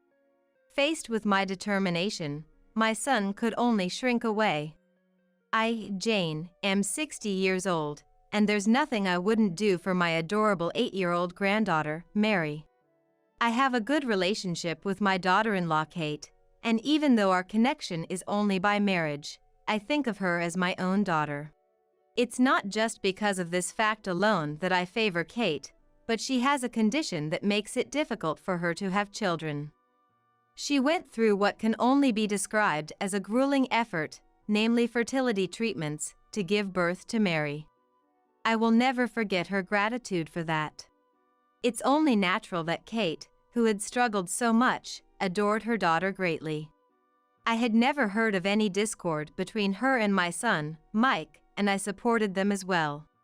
Everything should have been fine, but an entirely unexpected situation was unfolding behind the scenes, unbeknownst to me. It was around the time Mary started elementary school when I received a troubled call from Kate. Jane, I've actually decided to start working. There's no reason to object, but what brought this on all of a sudden? Mike told me. He said his salary got cut and we're struggling financially, so he asked for my help. Well, given the times, it can't be helped. At that time, I was convinced, and Kate had decided to take up a part-time job during the day, which is fine, but since Mike is also working, he's not around during the day, so someone has to look after the child, meaning the grandchild. I'm sorry, Jane, for causing you trouble. Don't be shy. You do your part for the household. Grandma, let's play. In fact, my granddaughter Mary is very adorable, and I thought I could give everything for this child's happiness. However, the problem is my son, Mike, who was very reluctant to take care of his own child. I was hoping at least on his days off, but it seems Mike is often away from home, and there have been increasing conflicts with Kate. One day, she came to my house with her child, looking angry, and said, Mike is just terrible. He could at least look after Mary a little. but all he says is that it's my job. I'm not one to say, but his way of thinking is old-fashioned. I understand. I'll talk to him. Thinking it would be unfair to burden Kate any further, especially since she had already started working and was busy, I contacted Mike on another day. Mike, I heard from Kate. As a father, don't you think you should take a little more responsibility in parenting? Shut up. Don't meddle in family matters. Saying it in such an annoying and bothersome manner, I was angry, but I couldn't back down. Listen to what people are saying. Don't you care about your daughter? Yeah, she's important. Super important. Mom, you don't have to worry about a thing. It was all superficial, or rather, there was no intention to listen at all. It's almost admirable how casual the response can be. I realized it was futile to say anything more, so I had no choice but to back down. If only things had ended there, but then, at another time, I received this concern from Kate. Trouble is, Jane. It seems our family issues have become the talk of the neighborhood. How did you find out? I overheard it. Some mom friends were talking about our house. Thinking about how difficult it is to suppress rumors, I just felt sorry for Kate. Blaming everything on Mike left me feeling helpless and, once again, I couldn't contain my anger. Then, on a holiday when our grandchild had reached the 3rd grade, Kate had to work due to her shift, and we couldn't go to the amusement park as initially planned, she informed me. I thought Mike would take care of Mary, but then, as if it was the most natural thing, our son declared, "I've got an important errand, so I'll be out. Take care of Mary for me, Mom."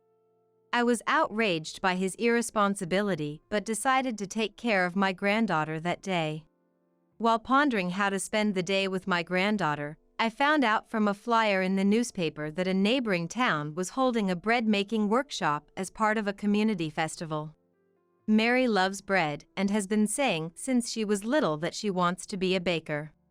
There's likely no disagreement that it's good to let children experience their interests from an early age. Moreover, considering the bad rumors spreading about my son's family in our neighborhood, the fact that the neighboring town was convenient and accepting walk-ins was truly fortunate. So, my granddaughter and I decided to participate in the bread-making workshop in the neighboring town. The workshop was bustling, not just with mothers but also fathers and even children like me brought along by their grandparents. However, the joy of baking bread with my grandchild became utterly irrelevant. Incredibly, there was a man who seemed to be Mike among the participants. I initially thought it was a mistake because he was with a girl. Dad, I did it. Good job, that's great. Well done. His voice was unmistakably similar, or rather, there was no mistaking him, but the fact that the girl was calling Mike Dad was undeniably odd. Even after casually changing angles to check, there was no doubt it was Mike, and the only conclusion I could draw from the facts was the worst kind of betrayal. Feeling purely and utterly unable to forgive rather than questioning his nerve shouldn't be surprising. When I glared at Mike with all my might, it was the girl who noticed first. That person looks scary. Eh? Who? The moment carefree Mike noticed me, his face contorted, and he became visibly nervous. Just wait here for a moment, Mary. Okay. Feeling relieved that my grandchild was obedient at this moment, I approached Mike. Scary. My anger must have been intense. The girl, who seemed to be his secret child, backed away a bit, which made me feel somewhat sorry for her, so I spoke to her gently. I'm sorry. I just want to talk to your dad. Okay. She seemed to understand quickly. Putting aside the secret child, I calmly said to a pale-faced Mike, "Can we have a thorough talk later?" Yikes! His panic-suggested guilt was undeniable. Then, in a whisper, my son said, "Let's keep this a secret from Kate." It sounded so absurd that it went beyond disbelief to being almost comically pathetic. You think that kind of request is going to work? Yikes! I don't know what kind of face I was making at the time, but I must have looked scared because I was furious. Mike had lost all color in his face. Mary and I, having had enough of our bread-making experience, went home and immediately reported to Kate. What the heck is that?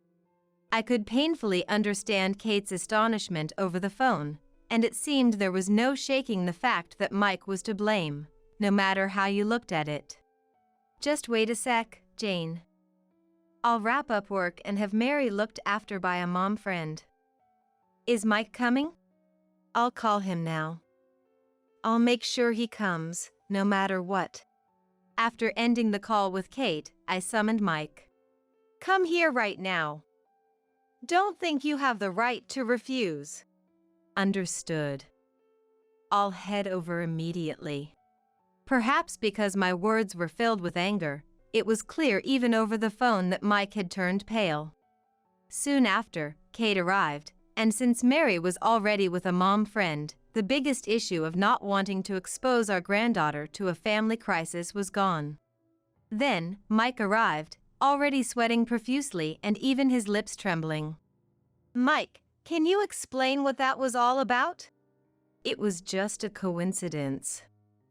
Kind of got mistaken for the dad and just went with the flow. It was a desperate excuse, and even if it were true, it didn't explain why our son was so pale. A coincidence, huh? Then why are you so pale? You don't have anything to hide, right? There must be a reason you can't stand tall, huh? Kate's words were cold, but at least in this situation, her tone was acceptable. Mike, you did say it, right? Keep it a secret from Kate. That means it's a relationship that's bad if discovered, right? Yeah, I said that. So why does she know, and why am I being interrogated now? Mike's attitude, almost aggressively defensive, was disgraceful. I couldn't see any reason why I should dutifully help conceal a secret in the first place. Are you stupid? Blaming Kate when it's clearly your own fault. Aren't you ashamed? In a way, it's a remarkable display of defiance. So? You think refusing to elaborate is an excuse that will work? Damn it! Frustrated, Mike finally confessed the truth. What did you say? Damn. Knowing the revealed truth left me speechless, and Kate, not exploding in anger, made it clear her fury had reached its peak. The fact Mike disclosed was that upon learning Kate was infertile, he quickly gave up on her, started an affair, fathered a daughter with the other woman, and began leaving home frequently to visit his mistress's house. Worse still, the reason he had Kate start working wasn't due to a decrease in his salary, but because he needed more money for child support for his illegitimate child. For what reason? Worse still, the reason he had her start working wasn't due to a decrease in his salary, but because he needed more money for child support for his illegitimate child. Despite undergoing difficult fertility treatments, she was easily betrayed by her husband, who then used the money she worked hard to earn for his mistress and their child. It felt as if Kate had been sacrificed and exploited, making it not only tragic but deeply unfair to her son. Why didn't you tell me until now? This question was the last bit of kindness left in me, but even this small kindness was soon to be betrayed. That is, Mike said that around the same time the affair partner's pregnancy came to light, Kate's fertility treatment succeeded, and she became pregnant with Mary, which made it difficult for him to reveal the truth. Furthermore, continuing on, when he told his mistress about Kate's pregnancy, she flew into a rage and demanded he build a home with her instead, making it even harder for him to return home. There's no room for sympathy here, it's clear the son is in the wrong. After hearing his excuses, Kate remained stoic, but it was clear from the atmosphere that she was furious enough to involve the police. I'm divorcing you. any objections? Kate's voice, eerily calm and resonating as if from the depths, left no room for refusal or struggle. I never thought you could be such a fool. I fully support Kate.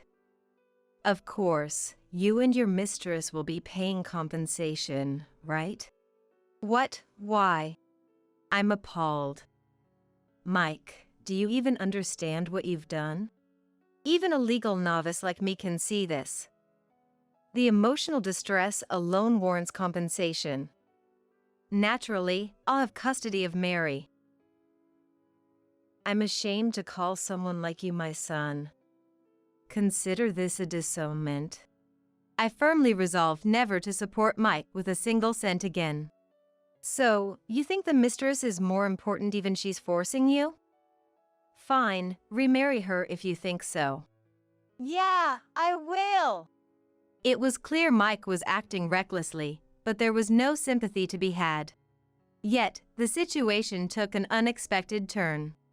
The divorce with Kate was finalized, and she successfully gained custody of Mary. Some time after the compensation was paid, Mike, who was supposed to have been disowned, showed up at our house with a woman he hadn't introduced before, unabashedly saying, "Hey, I'm here to start anew today. Haven't introduced her yet. This is Emma. She's..." "Hello, Jane. I've brought another adorable grandchild." "Hello, Grandma." The cheeky girl she was with was indeed the same one I saw at the bread-making class that day. But what kind of nerve does one need to have to come here? "Life's been tough because of the compensation payments, so I thought we'd come to stay at Mom's house." "Nice to meet you. I've given birth to a precious grandchild, so I have a right to live here, don't I?" "Without a home, we'd be in trouble, and I think Grandma has a duty to support us." I found myself clapping my hands at the three of them for their carefreeness, irresponsibility, brazenness, and lack of common sense. "You guys are amazing. Really, truly amazing. Don't be shy." "It's not that big of a deal." "Flattered to be praised." The three of them, pretending to be shy, seemed so out of this world that I even wondered if Mike was not related by blood, and with such audacity, I felt absolutely no compassion for them. This house is spacious, so it's perfectly fine to have 3 more people, right? I was so shocked that I couldn't utter a single word. Of course, Kate, who happened to be at the house that day, felt the same. And then Mike said something even more astonishing. "Let's get along. Having a sister, even with a different mother, must be nice for Mary, right? Go home." "Why?" "Never come back." Kate's words were filled with a strong tone. Understood. "Excuse us." "Goodbye." Finally, the unwelcome guests left. After that, Kate raised her daughter on her own. I took care of all the financial aspects, but it never bothered me. I'm sorry, Jane. No need to apologize. Kate, you've done enough. What kind of parents wouldn't support their child? She is very serious, and I truly regret that our relationship is only official on paper. Just as if to bother that happiness, I kept getting persistent, whiny calls from Mike. "Why do you always favor Kate and them over me? I'm out of money at my place, Mom. Help me." I couldn't say anything to Mike, who shirked his responsibilities and complained it wouldn't make a difference because he wouldn't understand anyway. "There's no reason for me to be kind to you." "And what am I supposed to do then?" "I don't know." "Why don't you look up the word responsibility in the dictionary? Is that what a parent says? Help me. Emma gets angry easily these days and then sides with Mom. At this rate, our family will fall apart." Why should I have to worry about the household of a man who has become a stranger? Mike's naive thought that everything would be okay if he relied on me was just appalling. "That's why it's none of my business anymore. What's with that attitude?" Even when scolded, He talks as if receiving help was a given, and I was just tired of it. Yet, any hope for Mike's reformation would end up being betrayed. Mom, could you prepare some child support for Anne? She's your granddaughter, after all. Can't you at least take care of her? Indeed, she is my granddaughter by relation, but that doesn't mean I have an obligation to care for her or provide assistance. Why should I have to take care of a child made as a result of betraying Kate? She's still your granddaughter, isn't she? Help out. I don't want to hear that from a traitor. Maybe you should reflect on what you've done. It's all Kate's fault in the first place, isn't it? He's now blaming Kate? She had done nothing wrong. This word made me more than angry. I thought he had crossed a line that should never be crossed. Be quiet. If you insult her any further, I'll call the police. Police? Why the hell for that? Don't joke with me. Save your sleep talk for when you're actually asleep. Who's joking now? I was furious and hung up the phone immediately, then reported him to the police. Even if it was just speculation, Mike's behavior felt like it could violate the anti-stalking laws. And even if it didn't, his relentless, misguided attempts at contact were a nuisance worth reporting to the police, regardless of the legal specifics. I don't know what happened to Mike after that, nor did I see any value in finding out. It seemed pointless. However, the police did inform us that he had been taken in, and we didn't need to worry anymore. Kate continued to raise Mary diligently, and although I didn't see my granddaughter as often, I made sure to visit and deepen our bond. My only concern was that she had become a single mother, though that's hardly unusual these days. Still, it was clear she'd face more challenges than most, and while it's ultimately up to her, I've considered finding and introducing her to a more sincere partner eventually. But for now, things have settled, my relationship with her remains strong, and my granddaughter is growing up healthy. I've decided to simply savor this joy. Why are you even here? I smiled sweetly at my husband, who was pointing and yelling at me, sitting at the attorney's bench in the courtroom. My husband, causing a commotion, was cautioned by the judge. He reluctantly fell silent, but his eyes were still glaring fiercely. It's your fault for having an affair and getting sued for alimony in this divorce case. To think it even led to a trial. As I calmly pointed to the evidence and cornered my husband, he slumped, utterly dejected. But this trial is not the end. I will pursue you relentlessly. Be prepared. I murmured quietly to myself. My name is Scott, I'm 48 years old and a lawyer. I married my husband George 21 years ago. He runs a company, and we were both busy with work, so we chose a child-free life. Instead, we made as much time as possible for each other, going to movies and traveling. George once dreamt of becoming a movie director. Though that dream never materialized, he started a video production company after we got married. In recent years, he became busy with a new venture, and before I knew it, our time together had dwindled. Still, as a couple in our late 40s, I thought this was to be expected and didn't worry much about it. Never in my wildest dreams did I imagine he was having an affair. The future I vaguely envisioned, growing old together, was suddenly shattered. Scott, can you take over this case for me? Thanks. 3 months ago, my boss assigned me a divorce case involving a claim for alimony.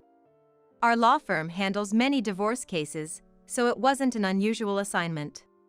If the husband is cheating, he should just settle the alimony before it goes to trial. In this case, the husband is suing his wife for divorce and alimony due to her affair, and also making claims against her lover. The divorce is already settled, and the wife has finished paying the alimony. However, the issue is with her lover, a company president with substantial wealth, who insists he's not responsible and refuses to pay the alimony. Initially, another lawyer in my firm was handling this case, but he got swamped with other matters, and it was passed to me since I had some free time. During the handover, Paul apologetically mentioned, This guy is quite a piece of work. Looks down on everyone else. That statement had slightly bothered me. A tricky cheater, huh? I wonder what kind of person he is. As I was going through the documents handed to me to check the defendant, to my astonishment, the name written there was George. My husband. It seems neither my boss nor my colleagues had realized this. What does this mean? He was having an affair behind my back? I double-checked the documents several times, thinking it might be someone with the same name, but the workplace matched his company, and even the birth date and address were correct. I remembered, a few months ago, he who were back home unusually early asked me, "Your firm handles a lot of divorce cases, right?" "Yes, but why?" "A friend of mine is in trouble. He's been sued for alimony over an affair, and he's not happy with the amount." "What happens if he doesn't want to pay?" "Usually, they start with a lawyer and try to settle, but if that fails, it'll go to civil mediation if it's between a husband and the affair partner." "Oh? So it doesn't go straight to court?" "It can, but most people don't want to because it's costly and time-consuming. So, many give up and settle even after going through mediation." "Huh. So you don't have to pay?" Come to think of it, there was a precedent where they didn't have to pay even after going to the Supreme Court. I forgot when it was. "What? You don't have to pay even if it goes to court?"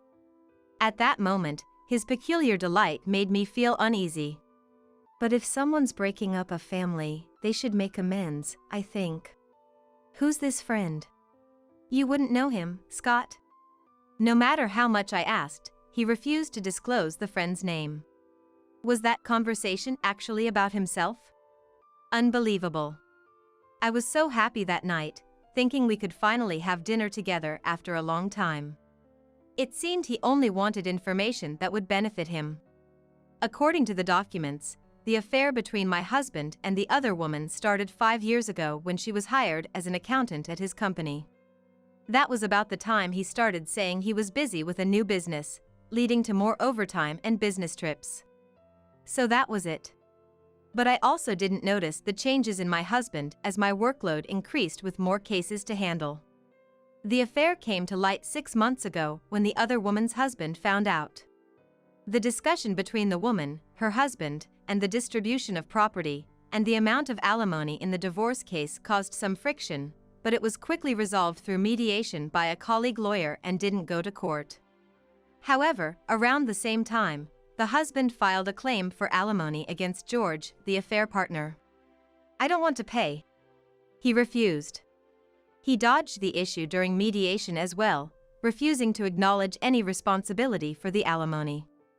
I never imagined he would use the information I gave him in such a way, and anger surged within me. "So, he was cheating and using me all along. I won't let this go easily." That's why I decided to divorce him and press on relentlessly. In situations like this, lawyers are not supposed to handle cases involving their own family members. But there's an exception if the client agrees. I immediately contacted the client, Randy. "You're George's wife?" The next day, at the cafe where we met, Randy was quite surprised as I explained the situation. "Yes. And with your consent, I'd like to handle this case." "Wouldn't that mean you'd conduct the trial favorably for your husband?" "That will absolutely not happen. Because once this trial is resolved, I plan to immediately file for divorce myself." I have no intention of being cheated on and just letting it slide. I plan to fight back, as a wife and as a lawyer, with my pride on the line. "If you're that determined, please, take the case." Randy, sensing my resolve, officially asked me to represent him. But George has been consistently refusing to pay the alimony. It's terrible considering he's a wealthy company president and not in need of money. I'm not after the alimony. I want him to properly apologize for destroying our family. Randy clenched his fists and bit his lip in frustration. The discussion between Randy and his wife about the distribution of property already favored him due to the affair admission and photographic evidence, so the matter was already settled. I really wanted to end all this as quickly as possible and forget about it. But I just can't let it go like this. Your feelings are completely justified. George, being a business owner, is clever and can talk his way out of anything. I'm just a simple salaryman. Can I even compete? Not at all. People who believe they are clever often make trivial mistakes in unexpected places. I will make sure to corner him, just leave it to me. Our marriage wasn't going well to begin with, and he even said he doesn't see the point in paying alimony. That wasn't the case. If George hadn't laid a hand on my wife, we would have been fine. The frustration in Randy's tone was palpable. Naturally, no one wants to go through a costly and time-consuming trial. George probably looks down on Randy, a company employee, thinking he can get away with anything because he's a wealthy president. That's what I felt. George was kind and wonderful before our marriage. But after he became independent and started his own business 15 years ago, money started flowing in, and he gradually changed. The places we dined at shifted from local bars to upscale restaurants, and eventually, he started saying that those who eat at cheap places are poor. Whenever I admonished him, he initially blushed and apologized, but eventually, "These are bottom feeders who can't even start their own business," he started saying. His company was thriving, and perhaps he got carried away. But success in business isn't always a given. As a lawyer, having seen many who failed yet managed to recover, I believed he would eventually come to realize this. Yet, he seems to have become more arrogant than I ever imagined. Luckily, or unfortunately, he's still unaware that I know about his affair. Just watch, I won't let this go. I contacted someone to gather compelling evidence against him, and prepared meticulously for days for the trial. On the day of the court hearing, as I sat in the courtroom with Randy, George entered, pointed at me, and yelled, "Why are you even here?" "I will be representing Randy. I'm Scott, the attorney in charge.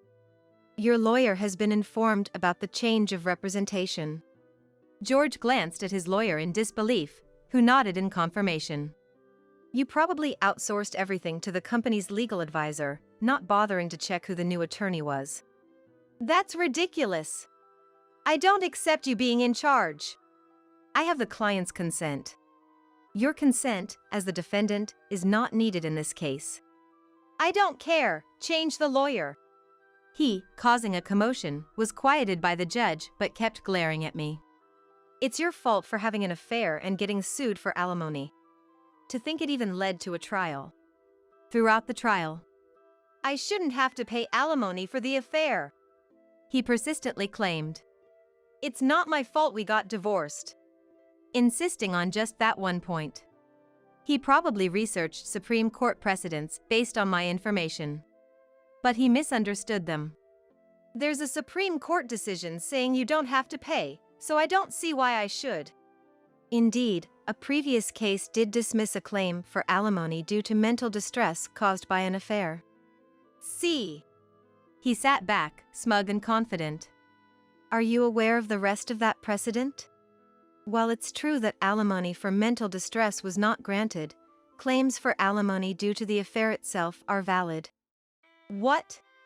George, looking dumbfounded, while his lawyer scrambled to check the precedent.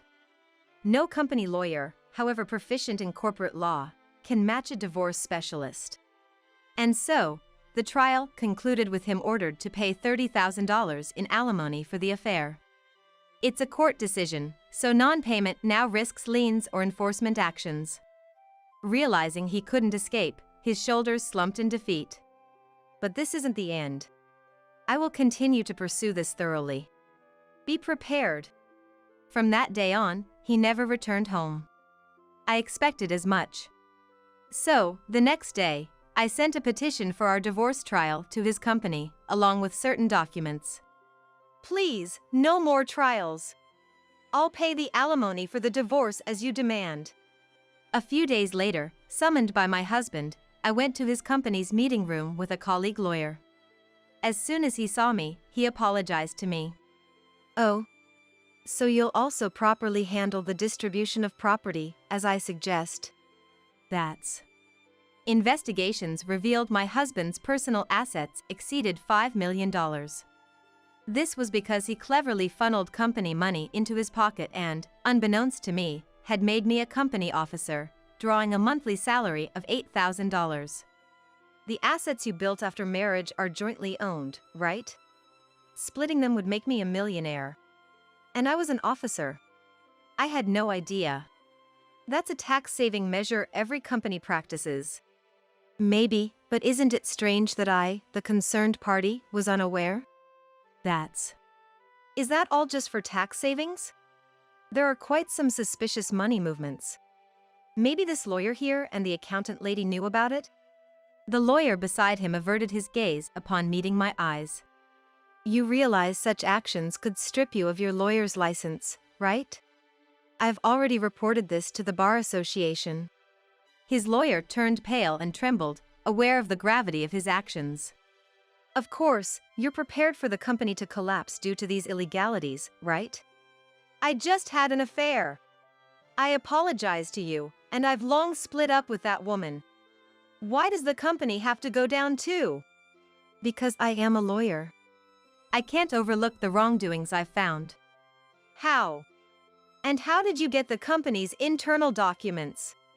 You conspired with the company's president, the legal advisor, and the accountant lady to commit fraud.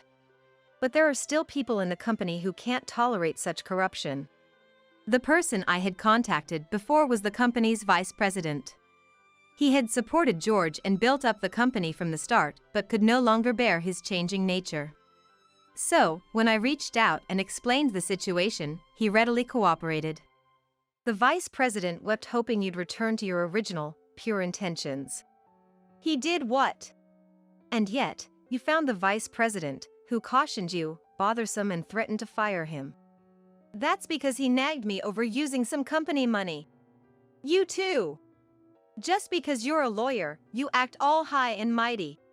He lashed out at me in frustration, so I was about to say something right back, but my colleague lawyer calmed me down.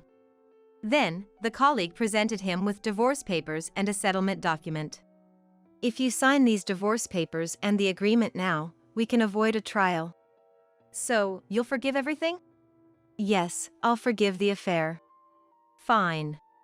He, relieved to avoid a trial, signed the documents, ignoring his own lawyer's protests. Done signing. Is this okay? Yes. But I'll report the embezzlement from this company to the police, as it's a criminal matter. What? That's not what you promised. You said you'd forgive everything. I said I'd forgive the affair.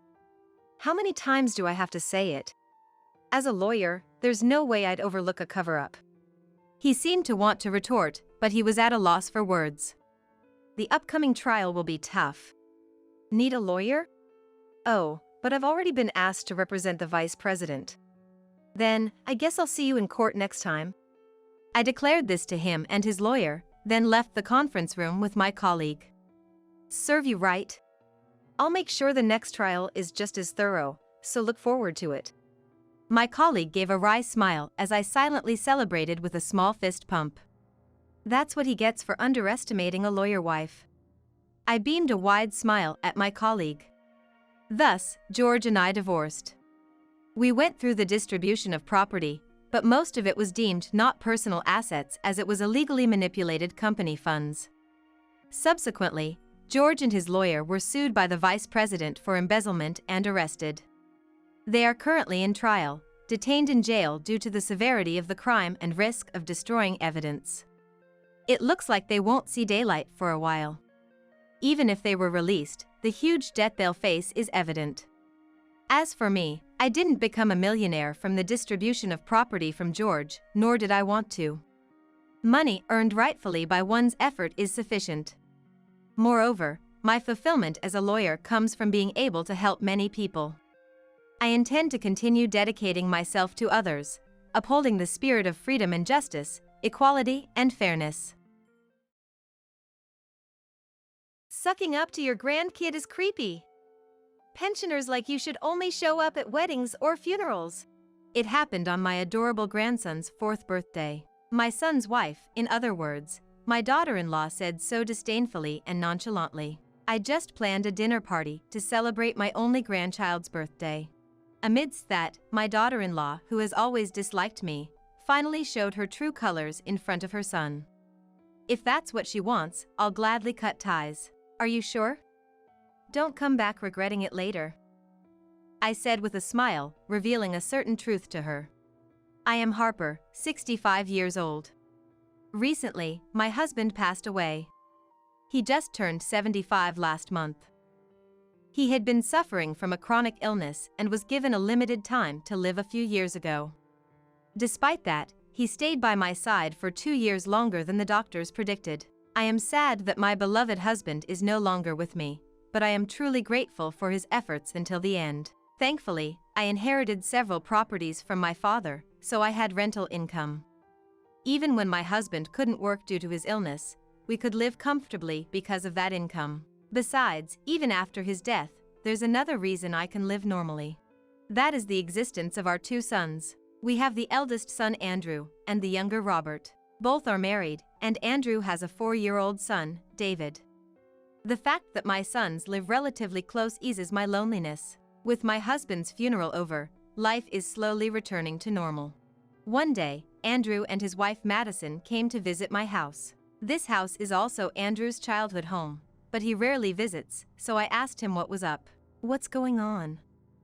You didn't even call. I'm sorting Dad's things, and the living room's a mess. We need to talk about something important with you. It's okay if it's messy. I just want to welcome you guys properly. Oh, where's David? He's at kindergarten, so it's fine. We're coming in. Although I tried to stop them, they proceeded down the hallway. Following Andrew, Madison silently tagged along.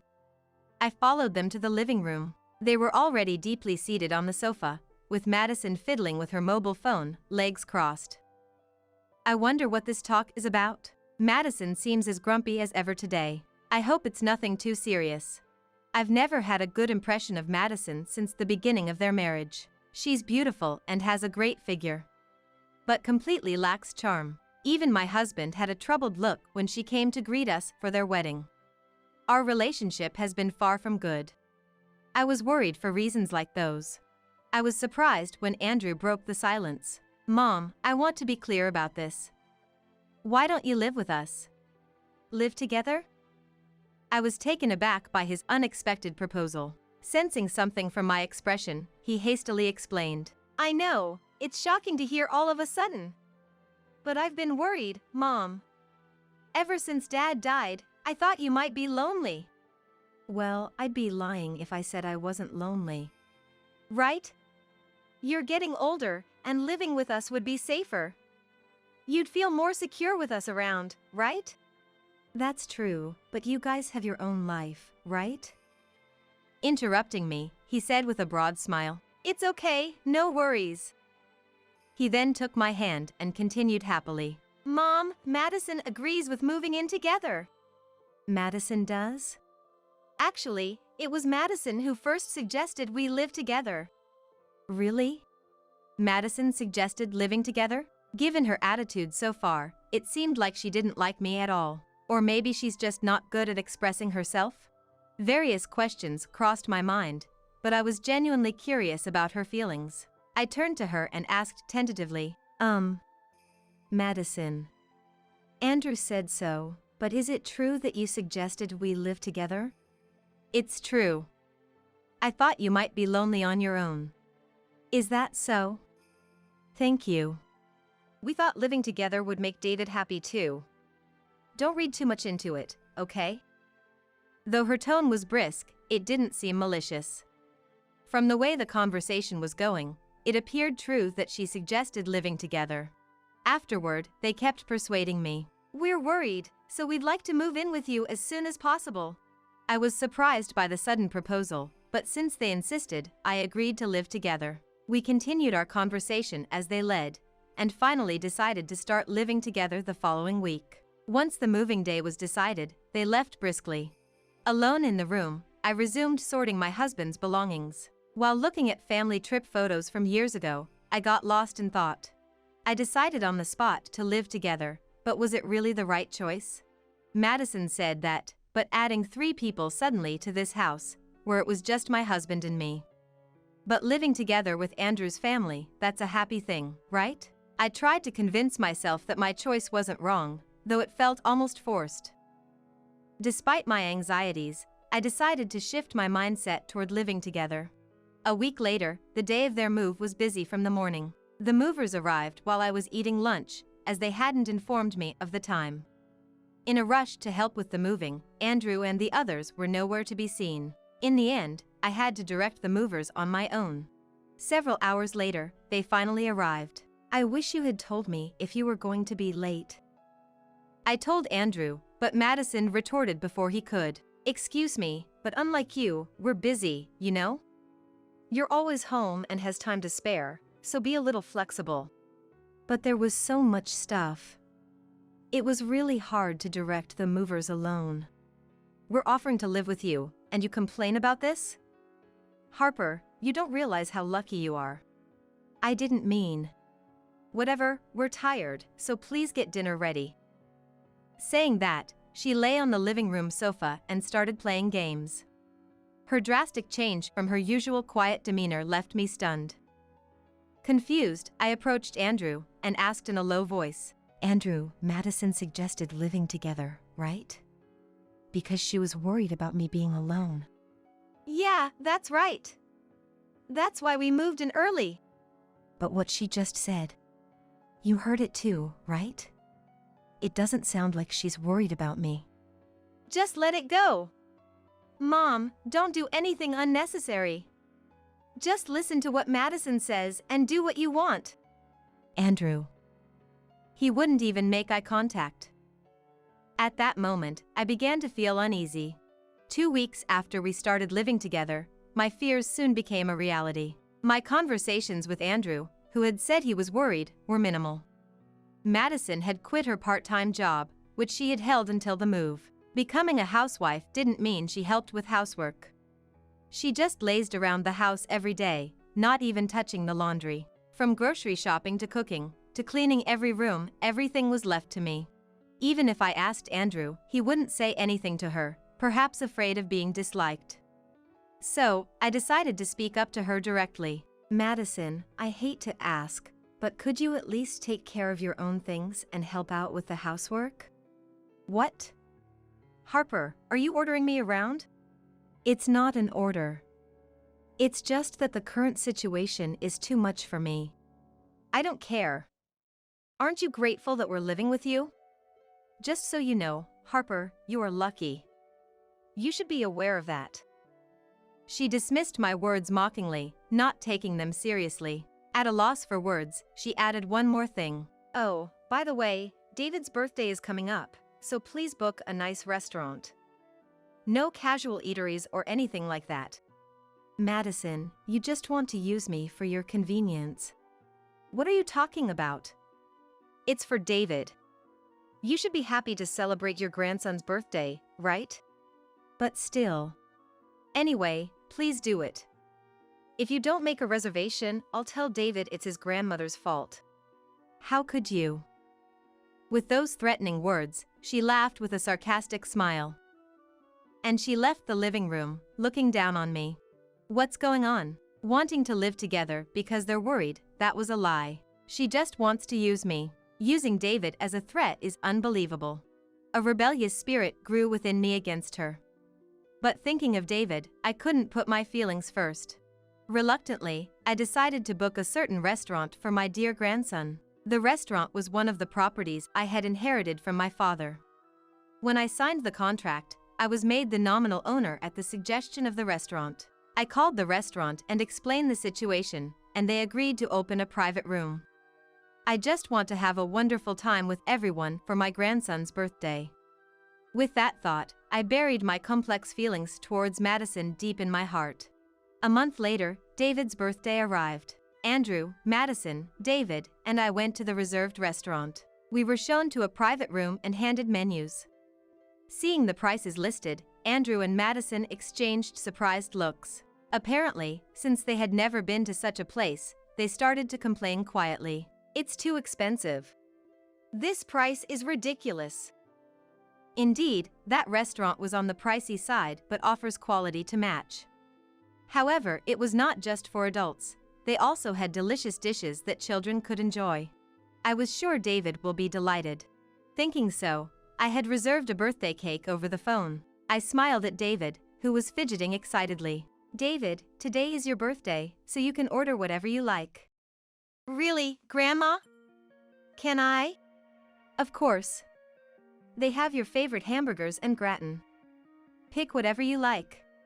Yay! Thanks, Grandma. His unclouded smile instantly purified my heart. On the other hand, his parents were glaring at me the whole time. When it comes to ordering, they chose the cheapest pasta. When I asked if that was all they wanted, they nodded reluctantly. I wanted them to enjoy something delicious, so I selected some of my recommended dishes like appetizers, salads, carpaccio, and a meat main course. As I ordered, they looked at me incredulously, probably thinking they had to pay. In fact, I had been only asked by Madison to reserve the place. But wanting to treat everyone to that restaurant's food, I had no intention of making them pay. I just wanted my grandson to enjoy delicious food and have a happy time on his birthday. When I use the restaurant, I don't pay the bill. Instead, the amount I spend on meals is deducted from the monthly rent. No need to worry about money. With that thought, we waited for the food to arrive. During that time, Andrew and Madison hardly spoke, just whispering to each other. Usually, Madison interrupts, so I took that chance to fully enjoy my time with David. Several hours later, the meal ended, and finally, the cake was brought in. At the sight of the impressive cake, David exclaimed in delight, "Wow!" In contrast to my joyful grandson, his parents wore bitter expressions. Thinking that their mood was ruining the birthday party, I called the waiter and ordered a dessert platter for the adults. Hearing that, Madison burst out with her face turning red. Hey! Can you stop ordering whatever you want? You're just going to make us pay, right? What are you talking about? I never intended. Shut up! I saw earlier you didn't bring your usual wallet. I was foolish to ask an old lady like you. I can't believe you reserved such an expensive restaurant. Madison, please, that's rude to the restaurant. Don't worry about the bill. And David is so happy. Sucking up to your grandkid is creepy. Pensioners like you should only show up at weddings or funerals. That was when I first realized. The immense anger was growing within me. I asked the waiter to take David out of the private room. Facing Andrew and Madison, I spoke in the coldest tone possible. Enough. How can you say such things without any remorse? Suddenly moving in, not doing housework, not contributing financially. And now you tell me to not get involved? This is no joke. What?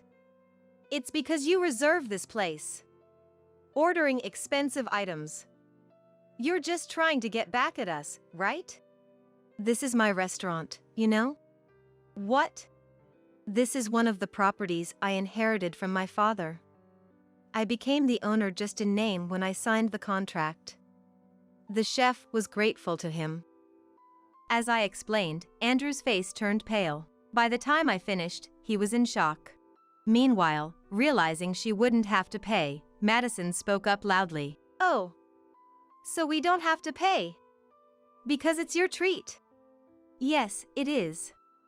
But this will be the last time." Huh? Her face froze at my words. I made it clear to her. I'm fed up with living with a couple like you. I won't take care of you anymore. I don't even want to breathe the same air. I was foolish to be deceived by your words about being worried.